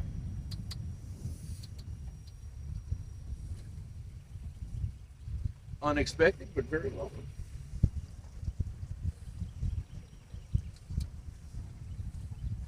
Huh. That's kind of what I thought. I did not expect there to be enough flow out of Bayou Natchez to cause this effect.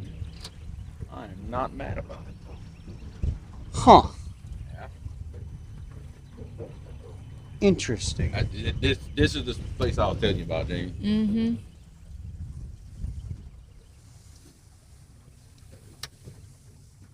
Huh.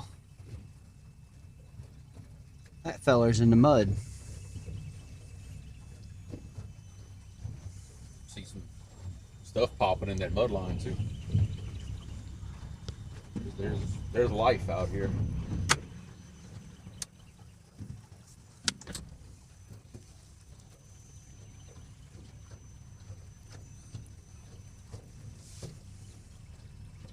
Hold up, swolled up. Hold up, swolled up. I want to see that guy.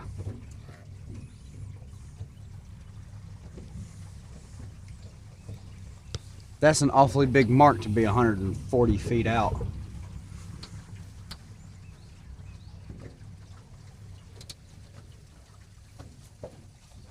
In the mud line. I tell you, if my brother were here, he'd be very excited right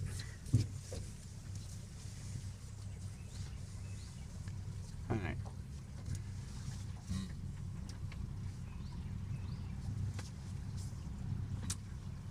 We're pointed correct. Should still be off Jamie's side.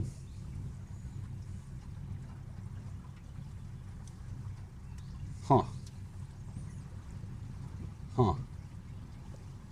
Uh-huh. Uh-huh. Okay.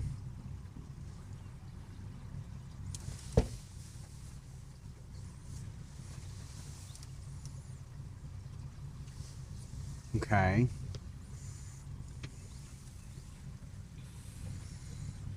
Huh. Mm-hmm. So what's this? Uh-huh. Uh-huh. You got a legend in the boat today, Charlie says. Uh-huh. I want to make sure there wasn't sitting behind me. We are not trolling, we are scanning. That's correct, Charlie. We are scanning right now. I don't know what to do, Batman. I saw a whole lot of... What in the...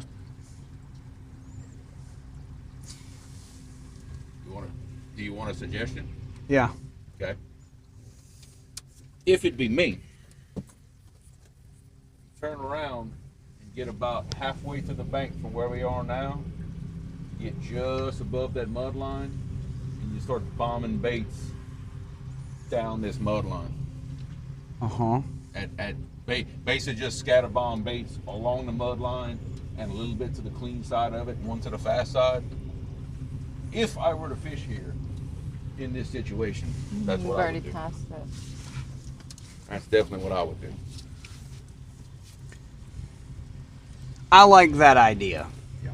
Not because it's your idea, but because I saw so many things that I didn't know really you what to... agree with my idea. I wasn't really sure how to attack all of the things I saw at one time. Yeah. And I'm willing to just bomb baits.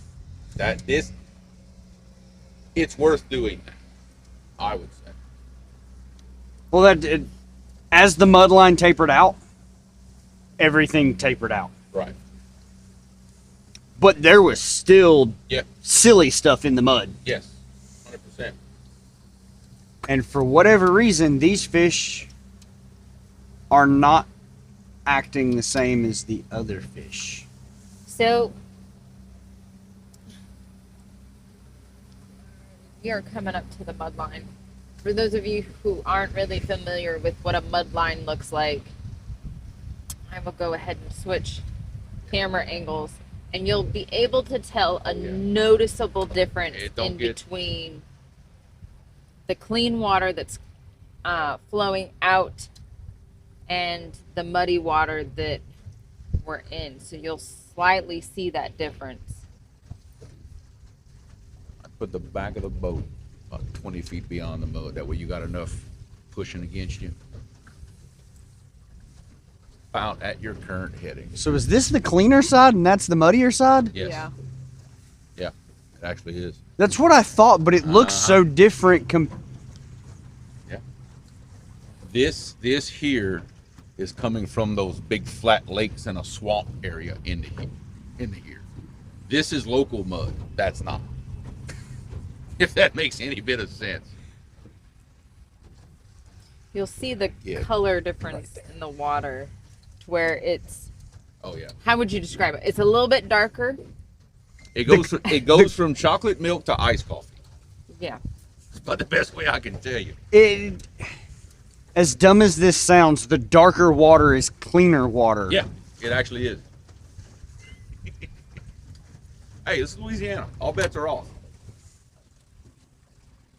But that is as blatant of a mud line as you can get. Oh, absolutely.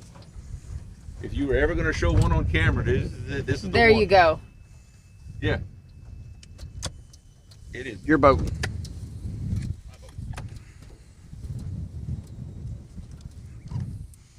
So you guys can see it back there behind the rods. My boat. Got it.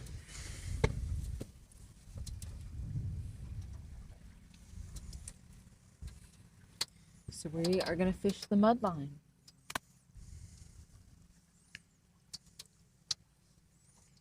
Yeah, good night. We rod and reel fish, unfortunately. Unfortunately, your suggestion isn't going to do us any good because jug fishing is not what we do. I would hate to be chasing jugs in this wind. But I will say this, when we do jug fish this area for alligator gar, this is where we start our jug run. is literally right here in this area. So yeah, it's a fair statement. It is. That's what we do. But for alligator bar. Charlie, are you saying wow to the subtle different, or not? I mean, it's not even subtle. The blatant difference between Yeah. Mm-hmm. Like I said, the mud line. Local mud, out of town mud. Like local and out of town? Yeah. Yeah. Local mud, out of town mud. Nobody likes the out of towners. Yeah, Charlie says the mud line is crazy. Yep. And also, if it throwing jigs in this can be quite productive as well. I was literally about to do that while the boat settled. See, great minds think alike. Just cast it and You slipping back? I'm on spot lock. It's trying to figure out where we're going. It's trying to find its way. It wants to find home. It hasn't found home yet. you got a sabiki, same setup as me? Yeah. I'm gonna give it a try. I haven't caught anything on the little rod. That's what I was Not telling you what to do. It's That's- okay. But if it were me, You read my mind.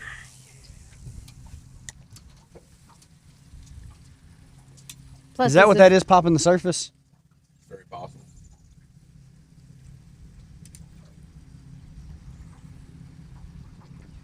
This is kind of one of those no telling what you're going to catch here kind of spots. I guess I can kill a motor. Yeah, if you Yeah, you could, know. please. Keep burning that dinosaur so often. Somewhere. They have a headache and they don't know why. Favorite thing ever.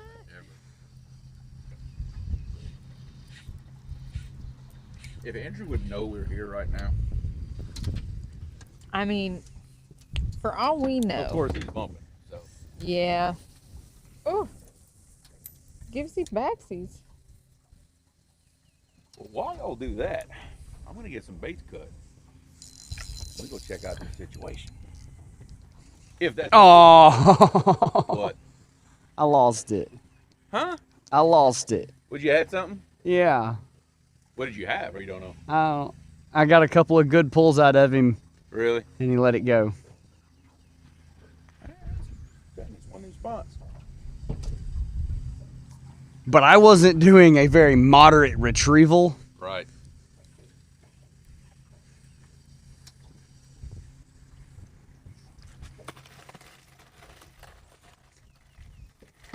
I didn't drive all the way to Louisiana to catch a ditch pickle, though. I'll tell you that much.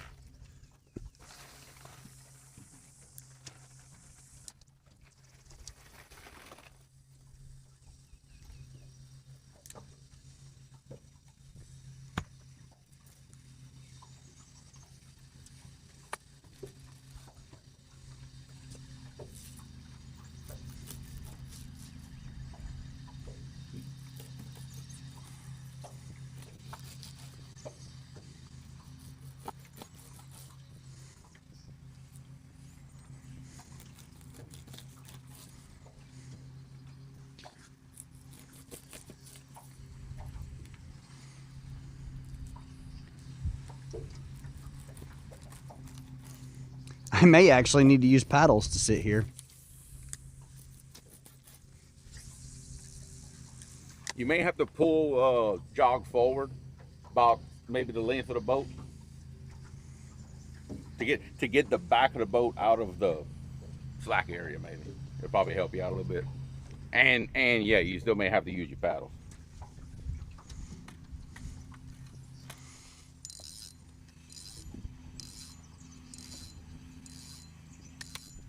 I like to party. I don't know that I can jog without my remote. I might have to pull my phone out. Your graph should let you do it. Huh? It will.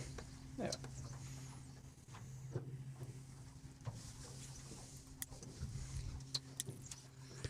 I'm not used to jogging. I'm out of breath. Oh, was that trolling motor on? Get out of breath. Nah. She a workhorse. She ain't got to catch her breath.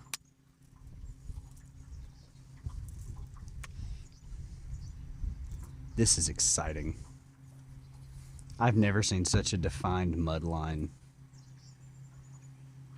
With muddy water? Two different kinds of muddy water. Yeah.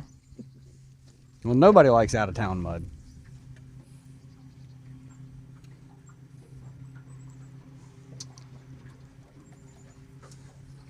You get them ready and I'll bomb them. That's what I'm doing, Captain. I think I'm gonna have to give it some paddle. Yeah, probably so. Because you don't have the wind pushing on you as hard right here. Oh, perfect. Perfect.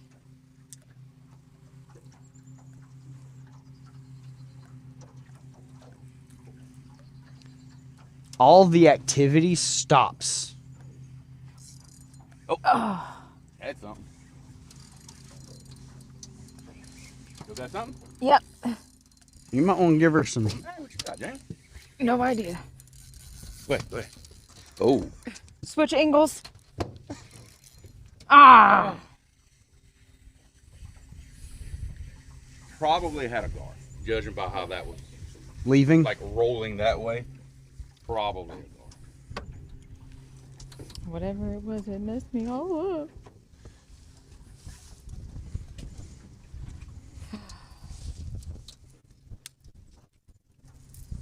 Sad day.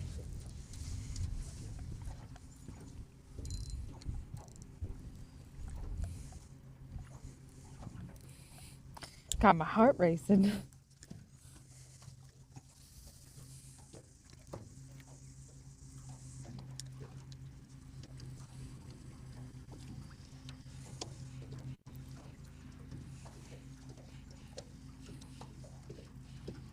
I told you, I said it right after I cast. I was like, ooh, perfect.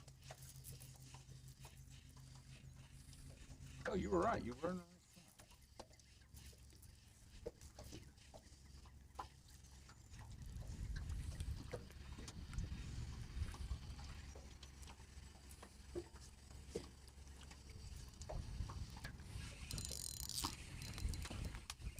You got it?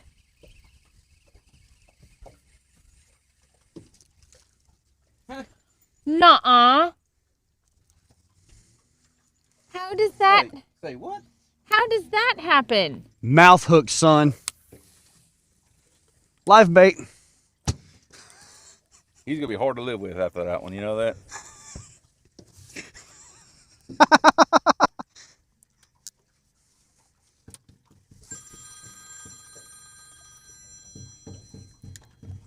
Bad timing for the phone to ring.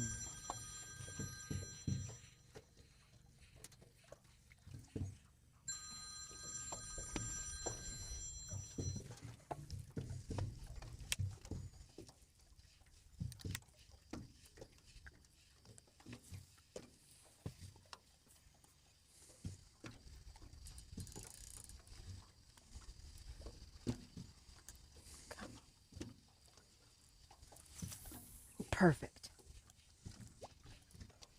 Yes.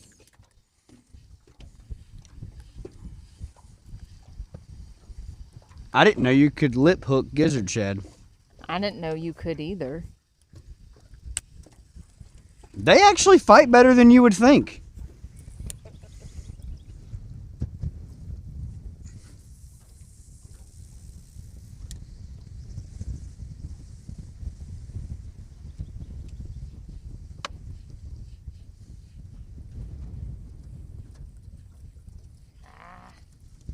I was just catching its breath. Oh, you. And because You water's need me to flowing move, just out, tell me. when the wind slacks, the mud line moves. I'm used to working around much larger people than you. You're good. Trust me.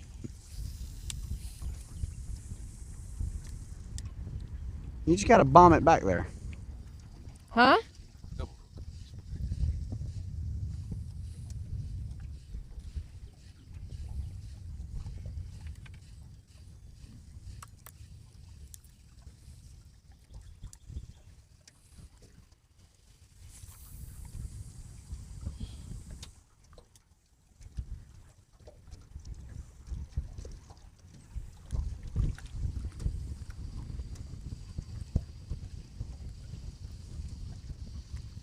That's one way to really get your heart pumping, though.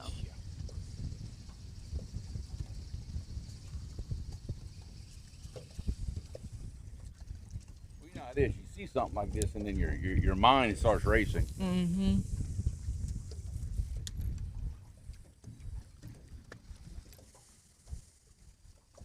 All right, all rods are baited. Perfect. I like to party.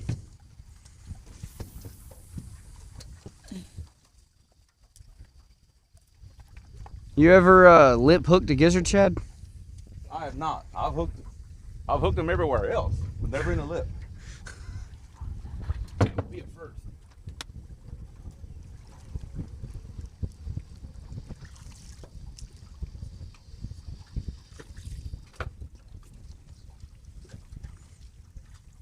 I can that rod box is nice and kneel down on just to wash your hands.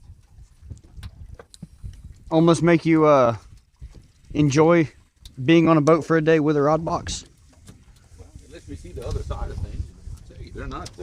Sometimes it's nice to see how the other side lives. They are not the inconvenience I thought they would be. Not gonna lie. They can be.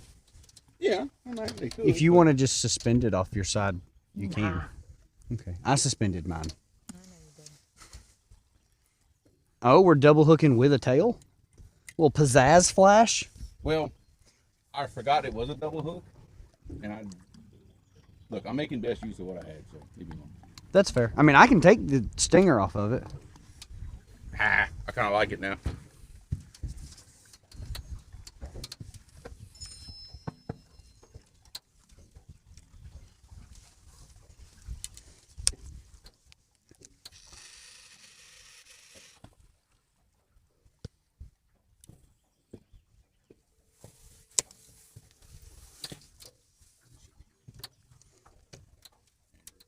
Oh dear.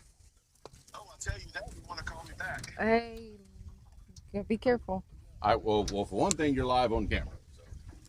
So, well, no, I was literally baiting rods. I had my hands full of blood. What are you doing? Yeah.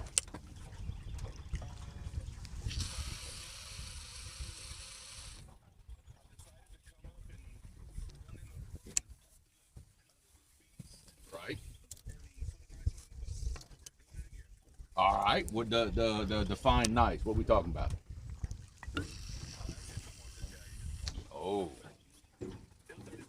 Oh, hey, nice. Very nice. Right. Good. Hey. Do it.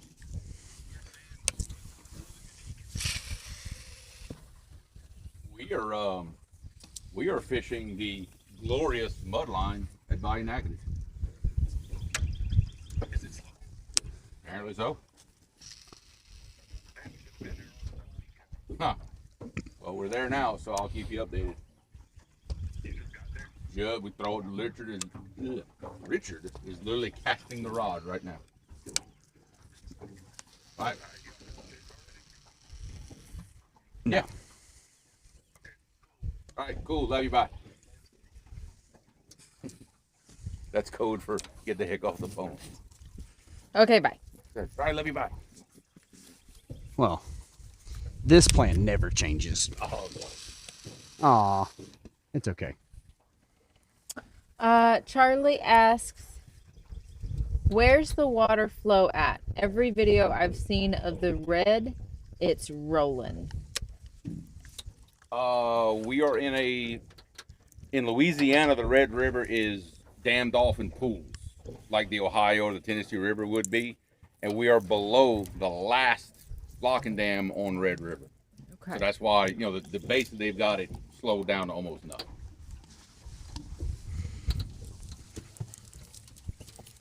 There's 5 locking dams in Louisiana on Red River.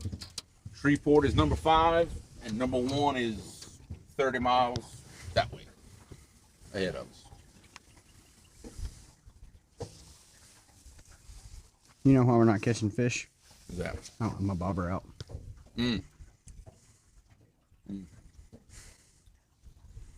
Mr. I lip hooked. A gizzard shad. For the record, she brought it back up. Oh, he's gonna be hard to live with now. No. She caught a threadfin.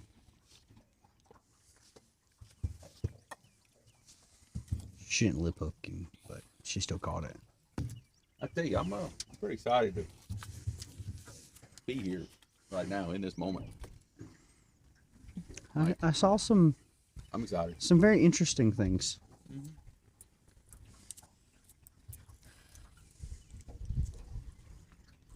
So do I have to wait for you to catch a fish here to tell you certain things? Or I can tell you now? Okay, now it's okay. This is where big fish came from.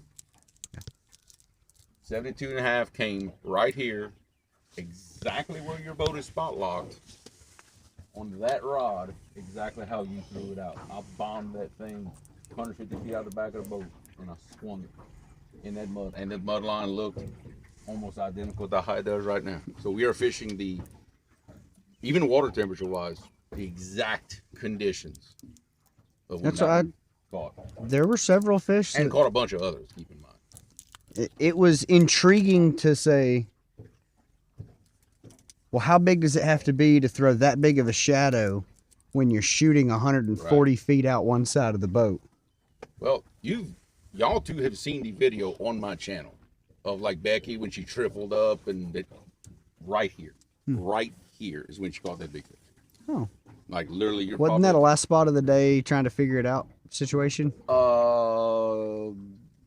It was the bite slowed down, and I had my suspicions about this, and I said, hey, let's come get on some numbers. And then the numbers were way better than I thought. That's kind of what that was. Okay. Also, our biggest yellow cat came from right there, right in the mouth. That's if this side rod doesn't do anything here in the next 5 minutes, I'm reeling it up and throwing it down the throat. The throat is actually very narrow. It's not but maybe 10 foot wide. There's a big hump and a sandbar that sticks out this way, like where you see the willows coming up. It actually sticks way further this way. The cut's literally right there, and that's it.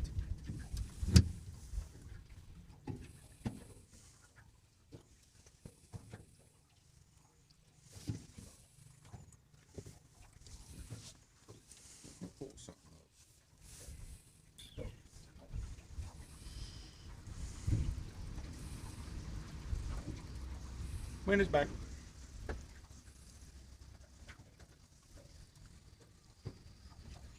Hey, babe. What is that? You remember that day that I kept saying something smelled weird at the threshold of the door and I couldn't figure it out? Wasps. Snake. Oh. He got stuck under the threshold from the outside of the house trying to climb through it. Oh, all right. That'll do it.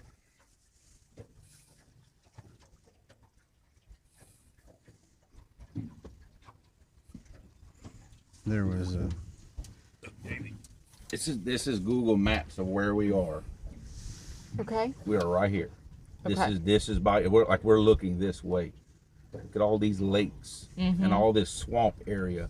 All that drains into by Natchitoches into Red River. Okay. All of this. These are all just some shallow lakes that are loaded with sacchalate. Like Smith Bay, all of this. All that comes in here and here. Okay. So when the river comes up, it pushes into all that, and floods it all, restocks it and everything.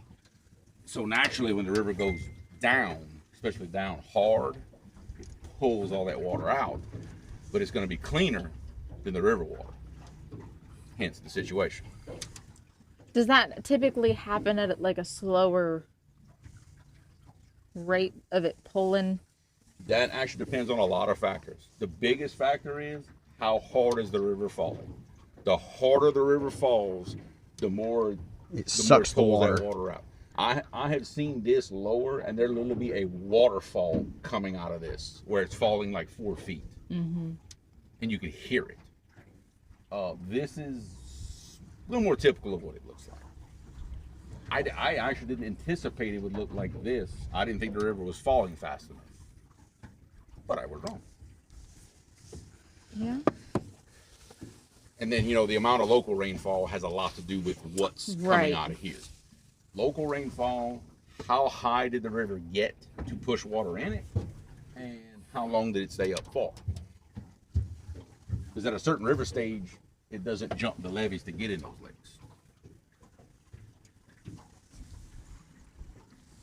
A lot of little What factors. are the height of your rods on the sides?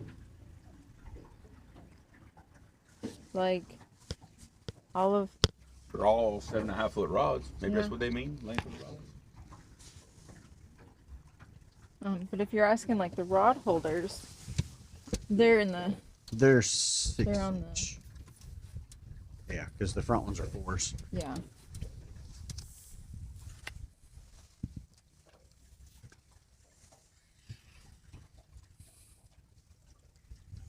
But in a nutshell, a lot of little factors that we track and consider to try to predict what some of these spots look like without having to come over here. Right. 'Cause obviously, you go burn some fuel just to come look. I like to have a good idea. With the amount of variation you can get yourself into out here, I can only imagine just kind of trying to take in those factors and not having to go spot to spot to spot to spot. I call that doing river math.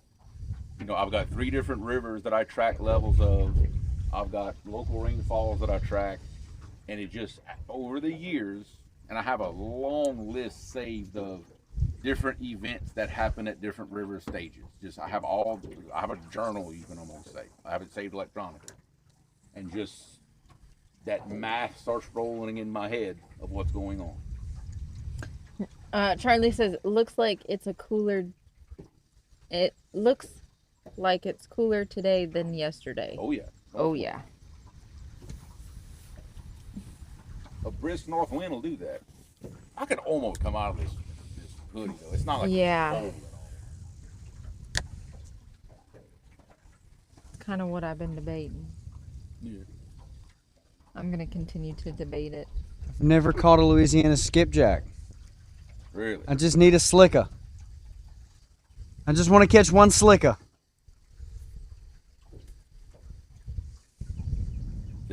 This is why, like, for our purposes, I put so much emphasis on watching river levels, Google Earth. Like, you just all this, any scouting I can do from home, it saves burning fuel. I can start making plans. I just throw it at the wall until something sticks. Yeah. Which is also a plan. You just got to have a lot of gas money to do that. I don't have that. Yeah. The marking fish and setting up on fish still cost $100 in fuel a day down here. And look, don't get me wrong. After all these years, I'm still dialing all that in. Like, I don't have it all figured out. Like, there's still every now and then something will surprise me. Like, huh, okay, well, I didn't think that would happen at this point. And I'm make a note.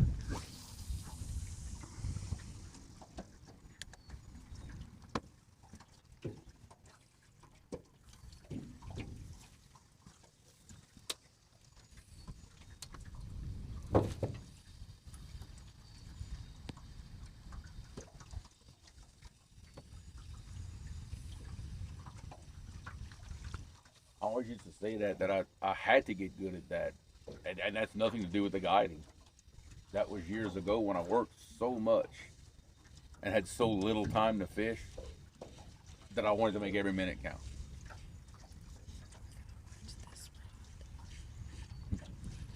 For the clock, it's this one. The one on the side. That one piqued my interest for just a minute.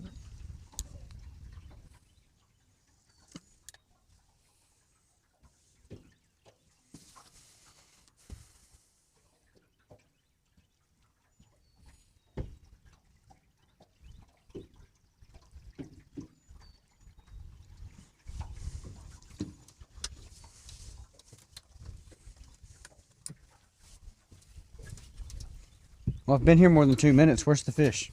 They might not be going fast enough. We're not trolling anymore. We are spot locked. On the mud line. so we're not moving. The water's moving. The water's moving, but we're Water's not. moving. I've been watching it. It's boat shift. Well, from my angle here, I don't know. I'm looking at it from a weird angle.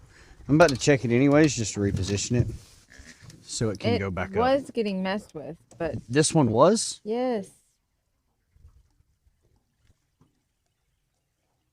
Very It was very subtle. very tenderly and loving. River crawfish tender? I don't think even that. Like something was breathing on it, messing with. Yeah, it was very subtle. But with how much we kind of shift here,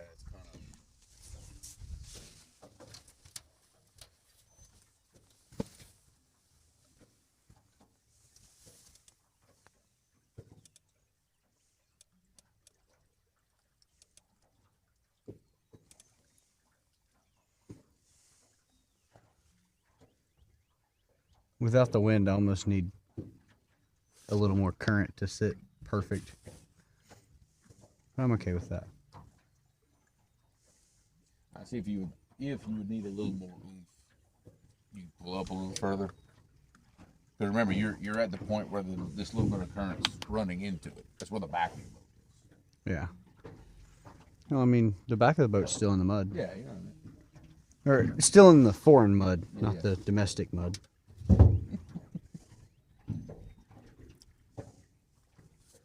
Sweet, my grass got cut.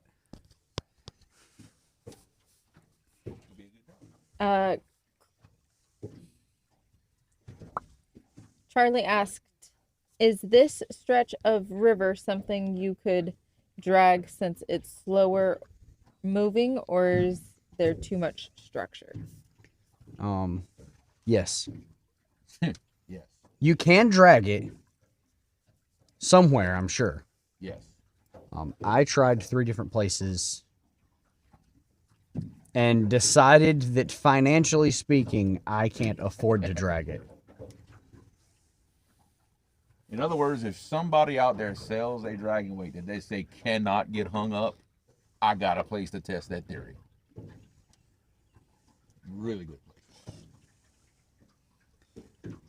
Yeah, I'll go drag it in 60 foot of water in a premium spot where, like, God, those fish looked so promising yesterday. Mm.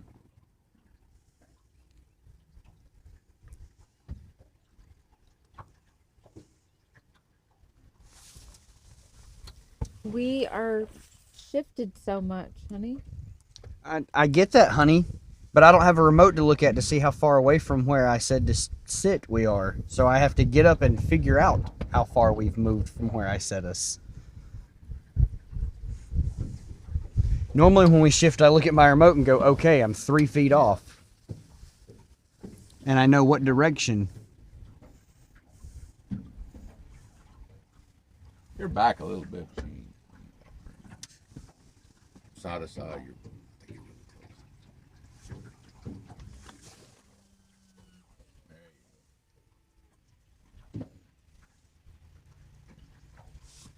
I'll tell her to think about life a little harder this time. What's funny is how long are those? 8. You could actually nose the boat in the mouth of this, even if you get a little bit left. I have the busted nuts. And you could. Oh, that's right. You said you don't want to. I'm scared they won't hold.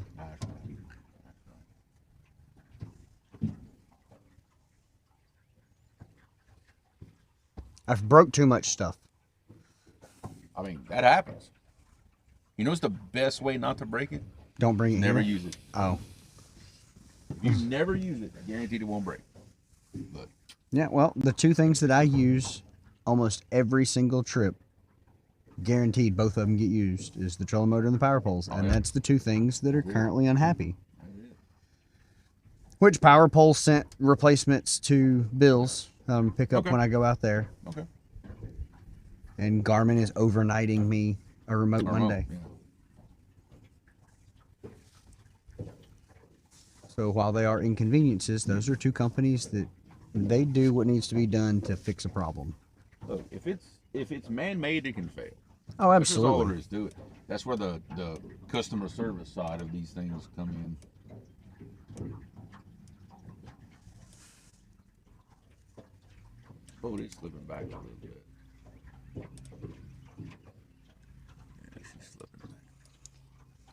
Corey was 1/40th from a full sweep. She was first on floor, first on beam, first on bars, second on vault, won the all around, and had the highest score of the entire session. Wow.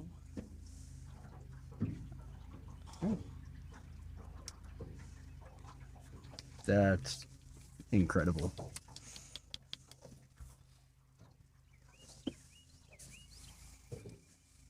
That's the meal ticket. Well, I'm proud of her.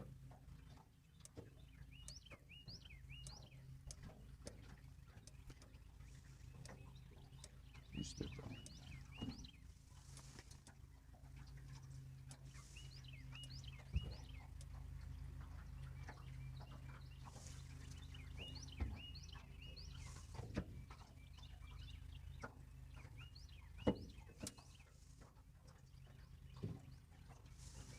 It's working on trying to catch it. What, looking at this now, I can't imagine how active this area was yesterday. Like ahead of this weather change, I did probably just boiling out.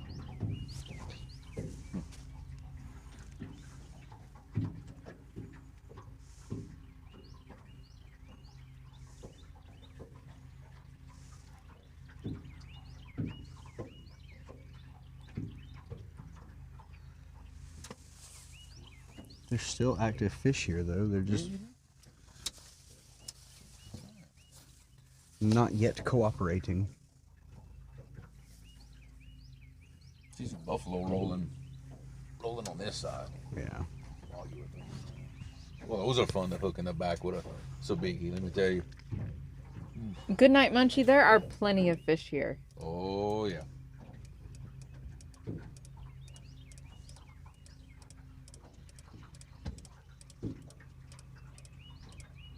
We're moving a lot now. They caught it. There were a lot of active fish.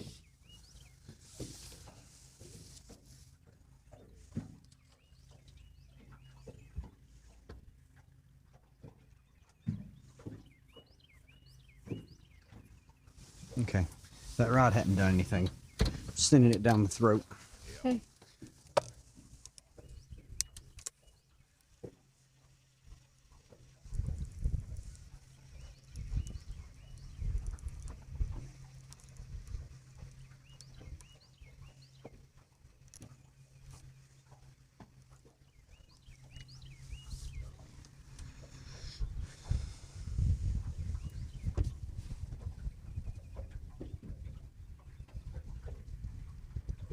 I almost just put two separate beats on it, just sent it like that. I thought about it.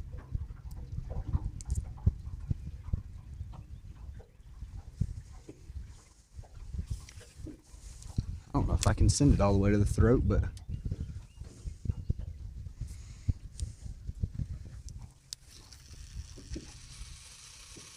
It's pretty good.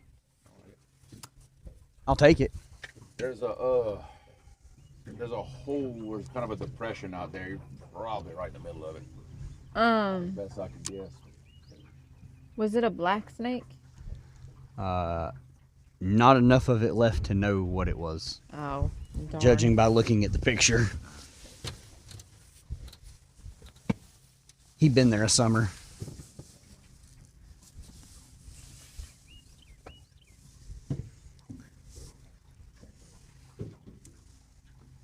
I didn't know if you could tell, and my brain was like, I wonder what kind it was.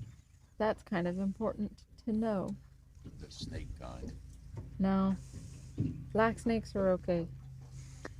Black ones? Yeah. King snakes, rat snakes, things of that sort. Oh yeah, the other ones we have are all speckled. The speckled king snakes is the one we see. The ones that keep the spicy noodles away. spicy noodles away. Yeah, king snakes are not. Spicy shad are not fun. We were bluegill fishing years ago, like pre-boat JR fishing times, Right. on a dock at a state park, and some people had given us some bluegills that were not going to make it, so we threw them on a stringer off Right. the side of the dock, and cottonmouth come up and was gnawing on them. Nice.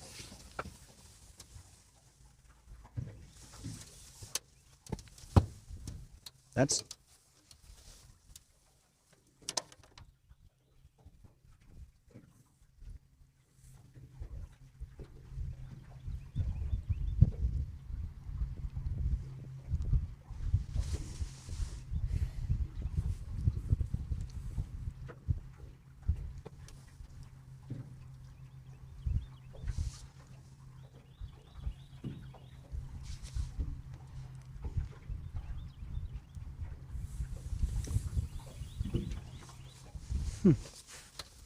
interesting.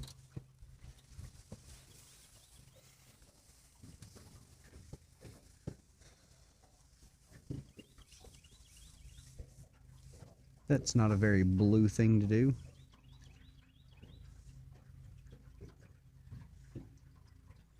That's intriguing.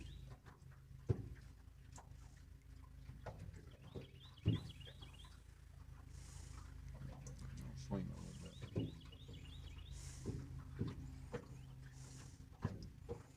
That's liable to really upset that fish.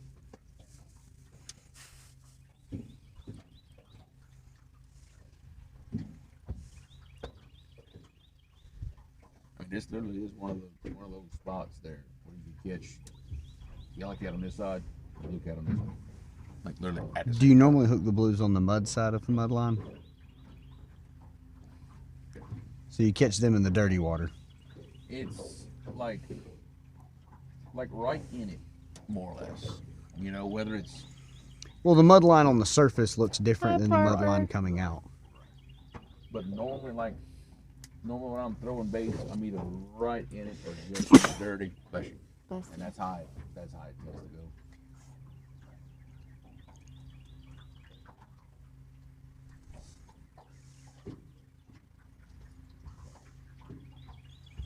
Normally catch the slicker on the clean side. It's very specific. What I love seeing is like the clean spot makes like a pocket in the mud. You'll hit them right there every time. Like not just along the mud line, but you know what I'm talking Yeah. about. How it kind of makes a swirl and it makes a good sized pocket. When they're active, that's what we get. Not as good as this mud line looks. When Red River's gonna clean up some more, that mud line in my honey hole is gonna look twice as good as this one. It's gonna be like a drastic difference. And that's when we'll really start busting. And we'll literally back up, catch liquor rod and reel, move forward, spot lock, throw rods out. And, you know, And just put a hurting on them. yeah. It's actually getting rather warm. I'm gonna take a chance and lose the hoodie. That's where I'm at. Let the old forearms get some daylight, you know, see if this might improve our situation. Right?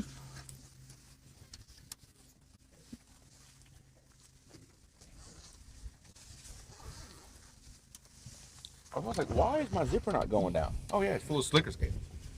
That will stop a zipper apparently. Like cold. Whoa!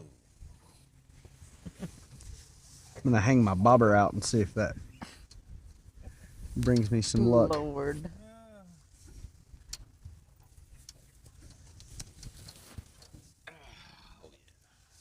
Feel much better about the situation.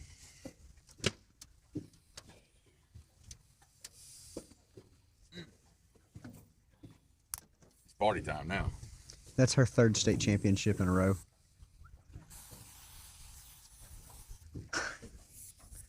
That's impressive. Oh. 11, 12, 12. 13. Oh, so she's future D1. Like there's just no two ways about it. Olympics. Yeah. She's on track to be future Olympics. Yeah. Meal ticket.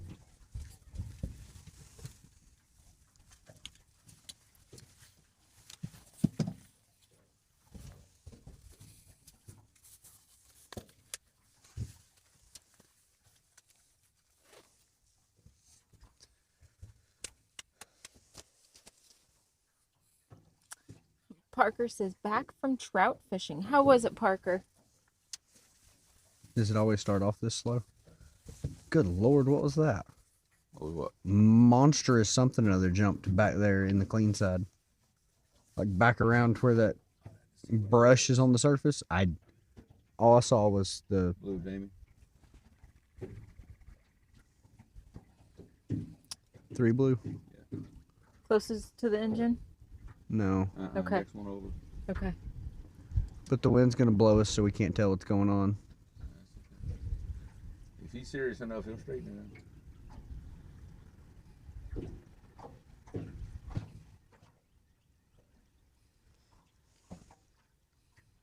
it out. Almost looks like silly shad jumping around. I saw another one jump over here. Is that line taking off now?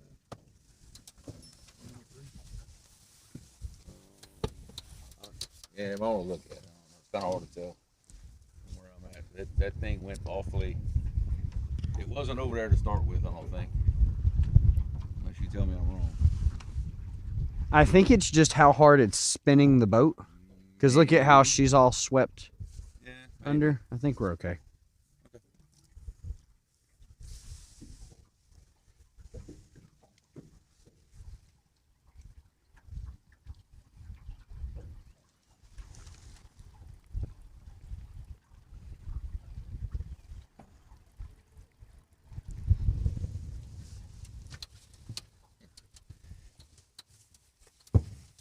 Yeah, because we're now sideways compared to what we were. Yeah.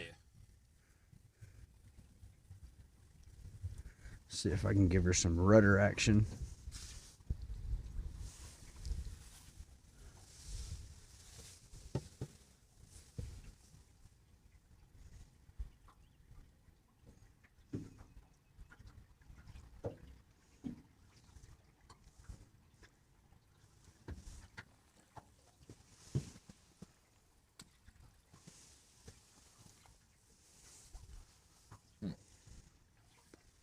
That's what I've said the whole time we've been here. There's so much going on and I can't identify any of it.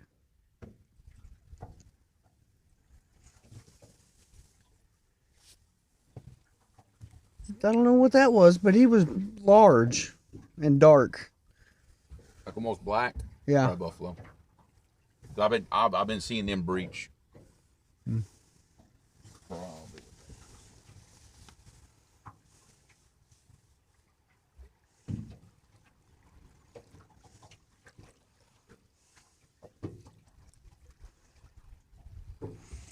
I wonder if I go to my Garmin controls.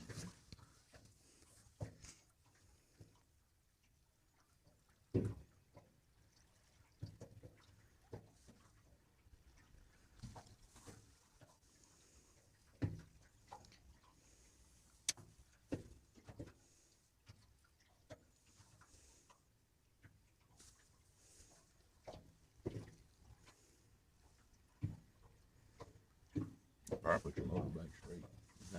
He's gonna turn it the other way now.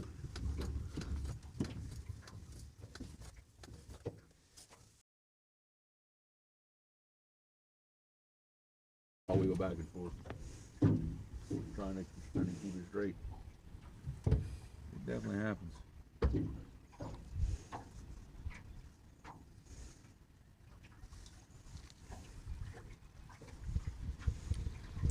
I've actually never connected this phone, so oh well. I don't need to know.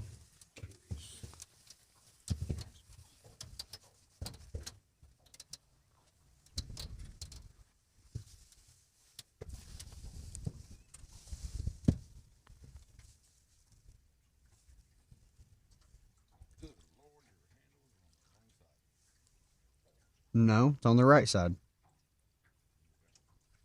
I mean, it literally is. See, if you look at the mud line now, the mud line's in the nose of the boat. The wind's not staying any kind of consistent. So why do you normally catch fish on the foreign mud line side instead of the domestic mud? Can't answer that. I don't know.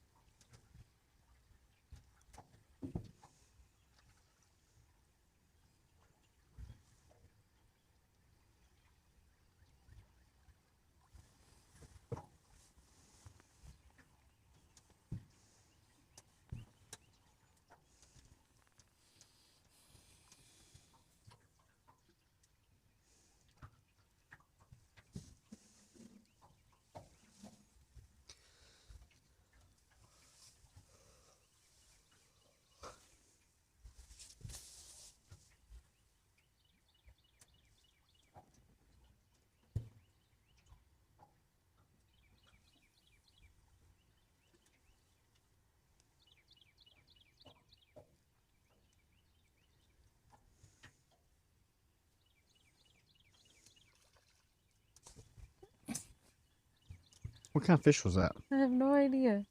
Did you see it the whole time I too? did. I heard something back there. I watched it come up and go back down and have no idea what it was. I didn't get a good look at its face. It almost looked like a little baby carp. Like a 2-3 pound Oh, carp. Magic carp. Yeah, one of them. Carp.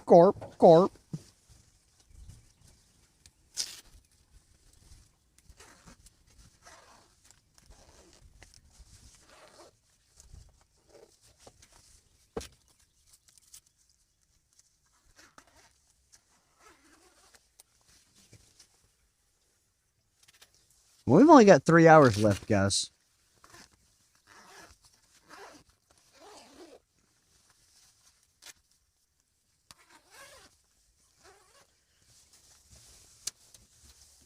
I would tell you my next suggestion, but I know you're not going to go. Honey hole?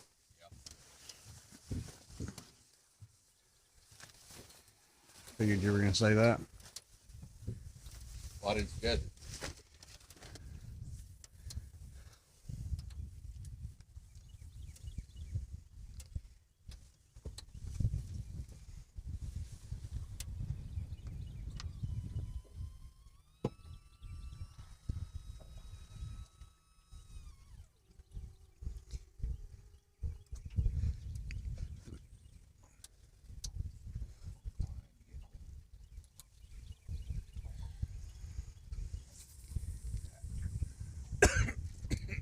Makes me feel good you're not just sitting there smoking slick in. Do you think they got fresh bait? I guarantee you they did. They did? Is that what Andrew said he was going to do?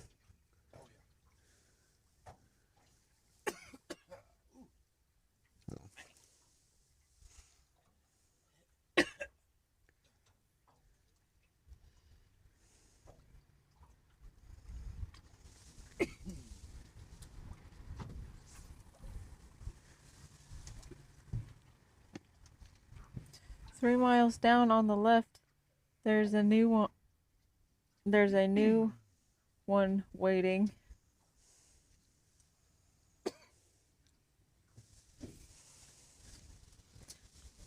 You have me confused. Who's the person in your thumbnail? I don't know. I didn't know we had a thumbnail. Barometric pressure dropped 2 MB over the last 3 hours. Barometric pressure has dropped 2 2. points in the last 3 hours? Yeah. What do you do when it's falling that fast? That was And how are they catching fish bumping? Andrew did tell me was on the phone with him. The bumping body's a little easy. He said, I quote, we had to talk them into it.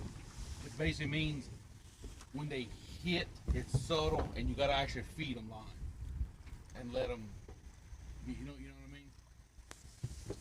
Roll it up. That's a lazy, Roll it up. lazy bite.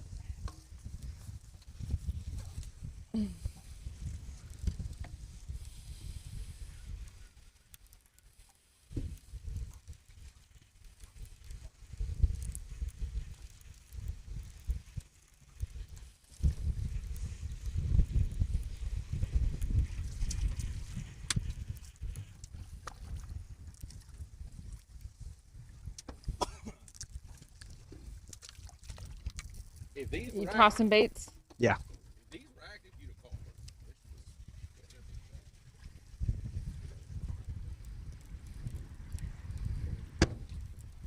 I know what we're doing.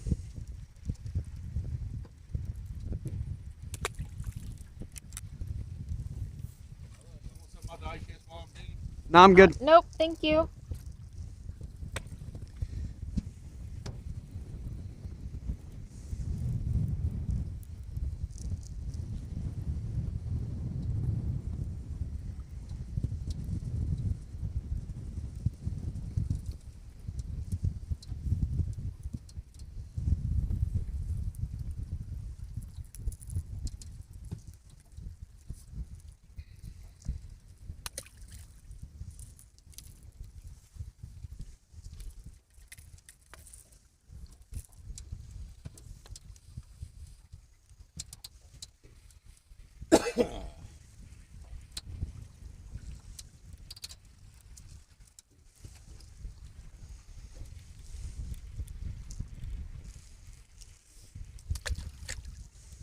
How nasty is it around Honey Hole?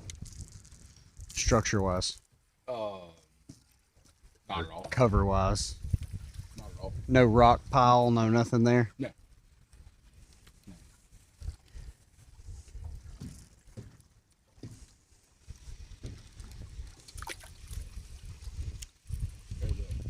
There's a little bit of matter of that, like kind of off the left corner of the boat, but like there's no reason to throw a bait there anyway. It's just fish will stage there, and when they're active, a lot moves through. I mean, it's just, it's a conflict. Yeah. You know? Just high traffic. Yep. Yeah. Oh God. Besides the hydro, that's your other most high traffic area that you can. Oh yeah, that's buffalo breaching. Without a doubt. I just seen.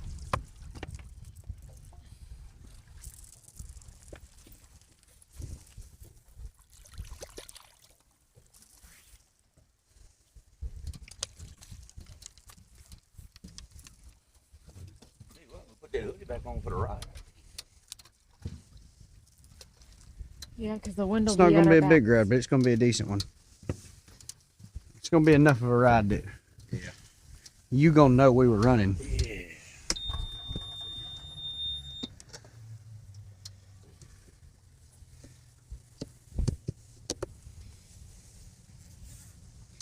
I ain't hammering her for nothing.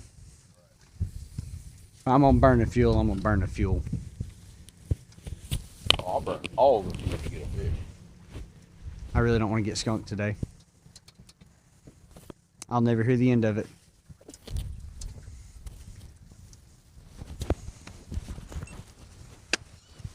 Oh, I dropped you guys.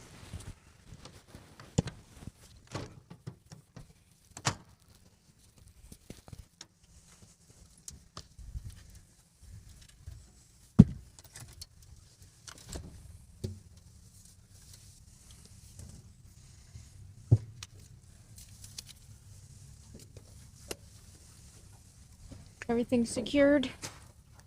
I do believe.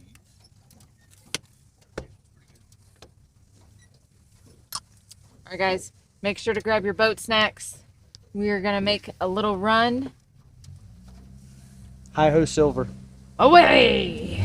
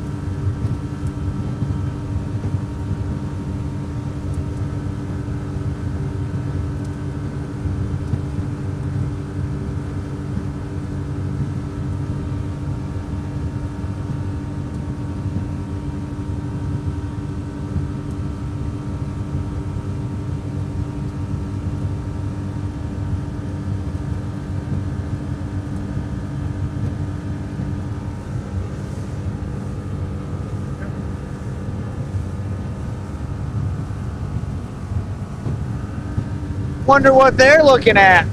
Yeah, I know, right?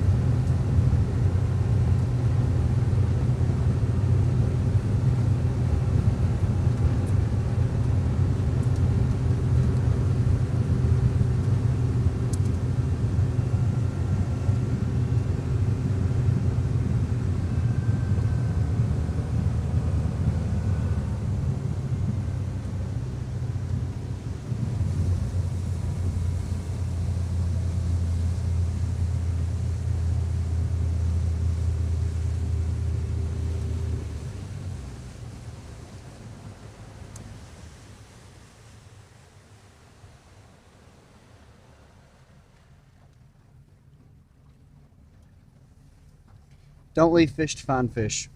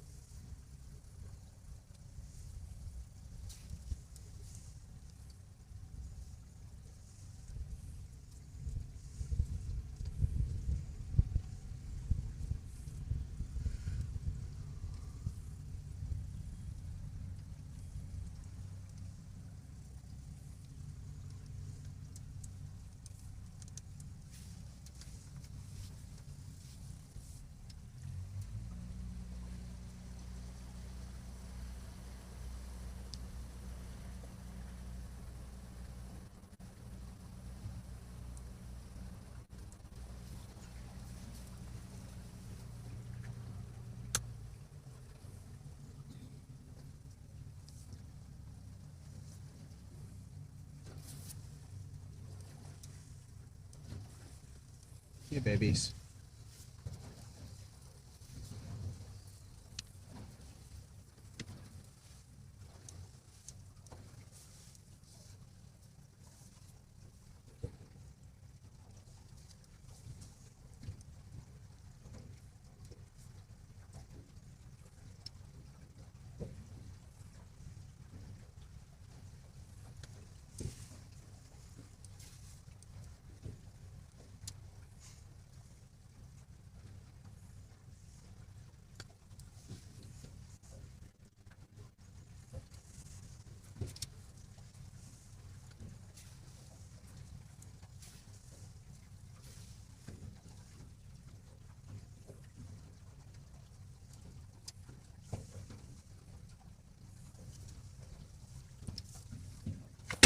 Jesus.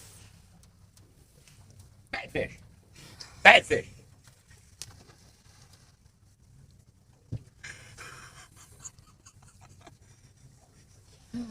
Dang old silly shad. That is I what saw saved, that on camera. That is what saved me from getting a headache. Yes. Right there. Anybody got any brown pants? No, Okay.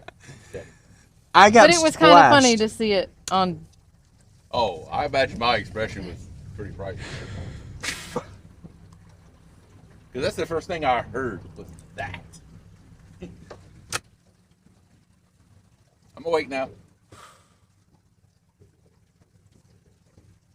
That was a wild, silly shad. Giant flying shad. I tell you. Catch you every time. Yeah. I'm a little bummed that they're here. Just to be honest about it. What do you mean? That there's flying silly shad here.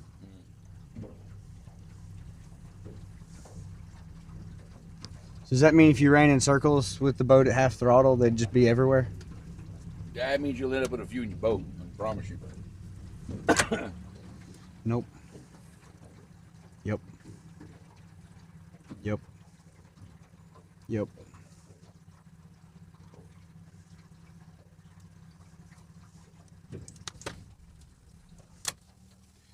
All right, somebody else's boat.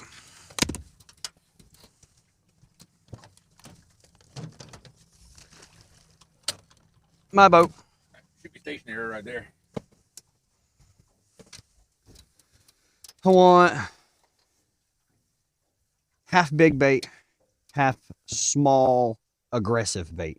Gotcha. What do you Gotcha. mean? What do you mean by big bait? Half kitchen sinks. Half very aggressive baby baits. There is a double hook rig. Like that big one? Yeah. Is he enough to classify as a kitchen sink?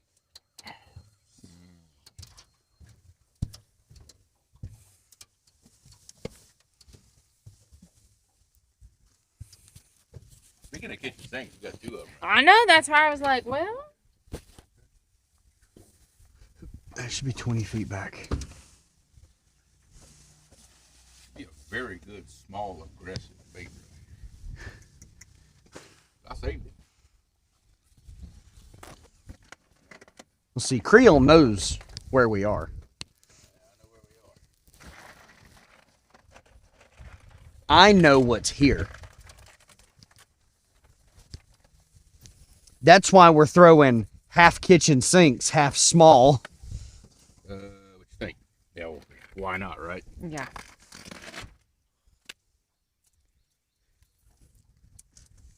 Bait. Charlie. Bait. Yeah.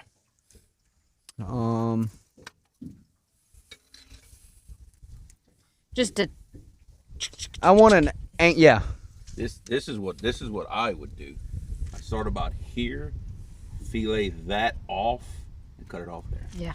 Like really expose that backside.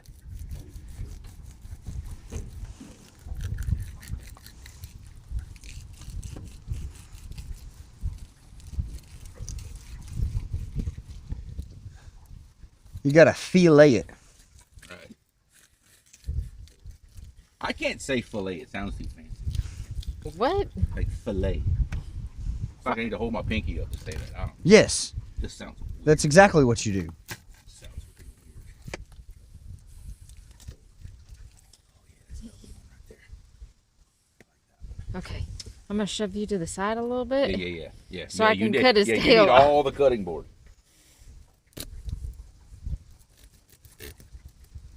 You may need Creole's knife to cut that. Yeah. He's got a little more bone. Yeah. Got him.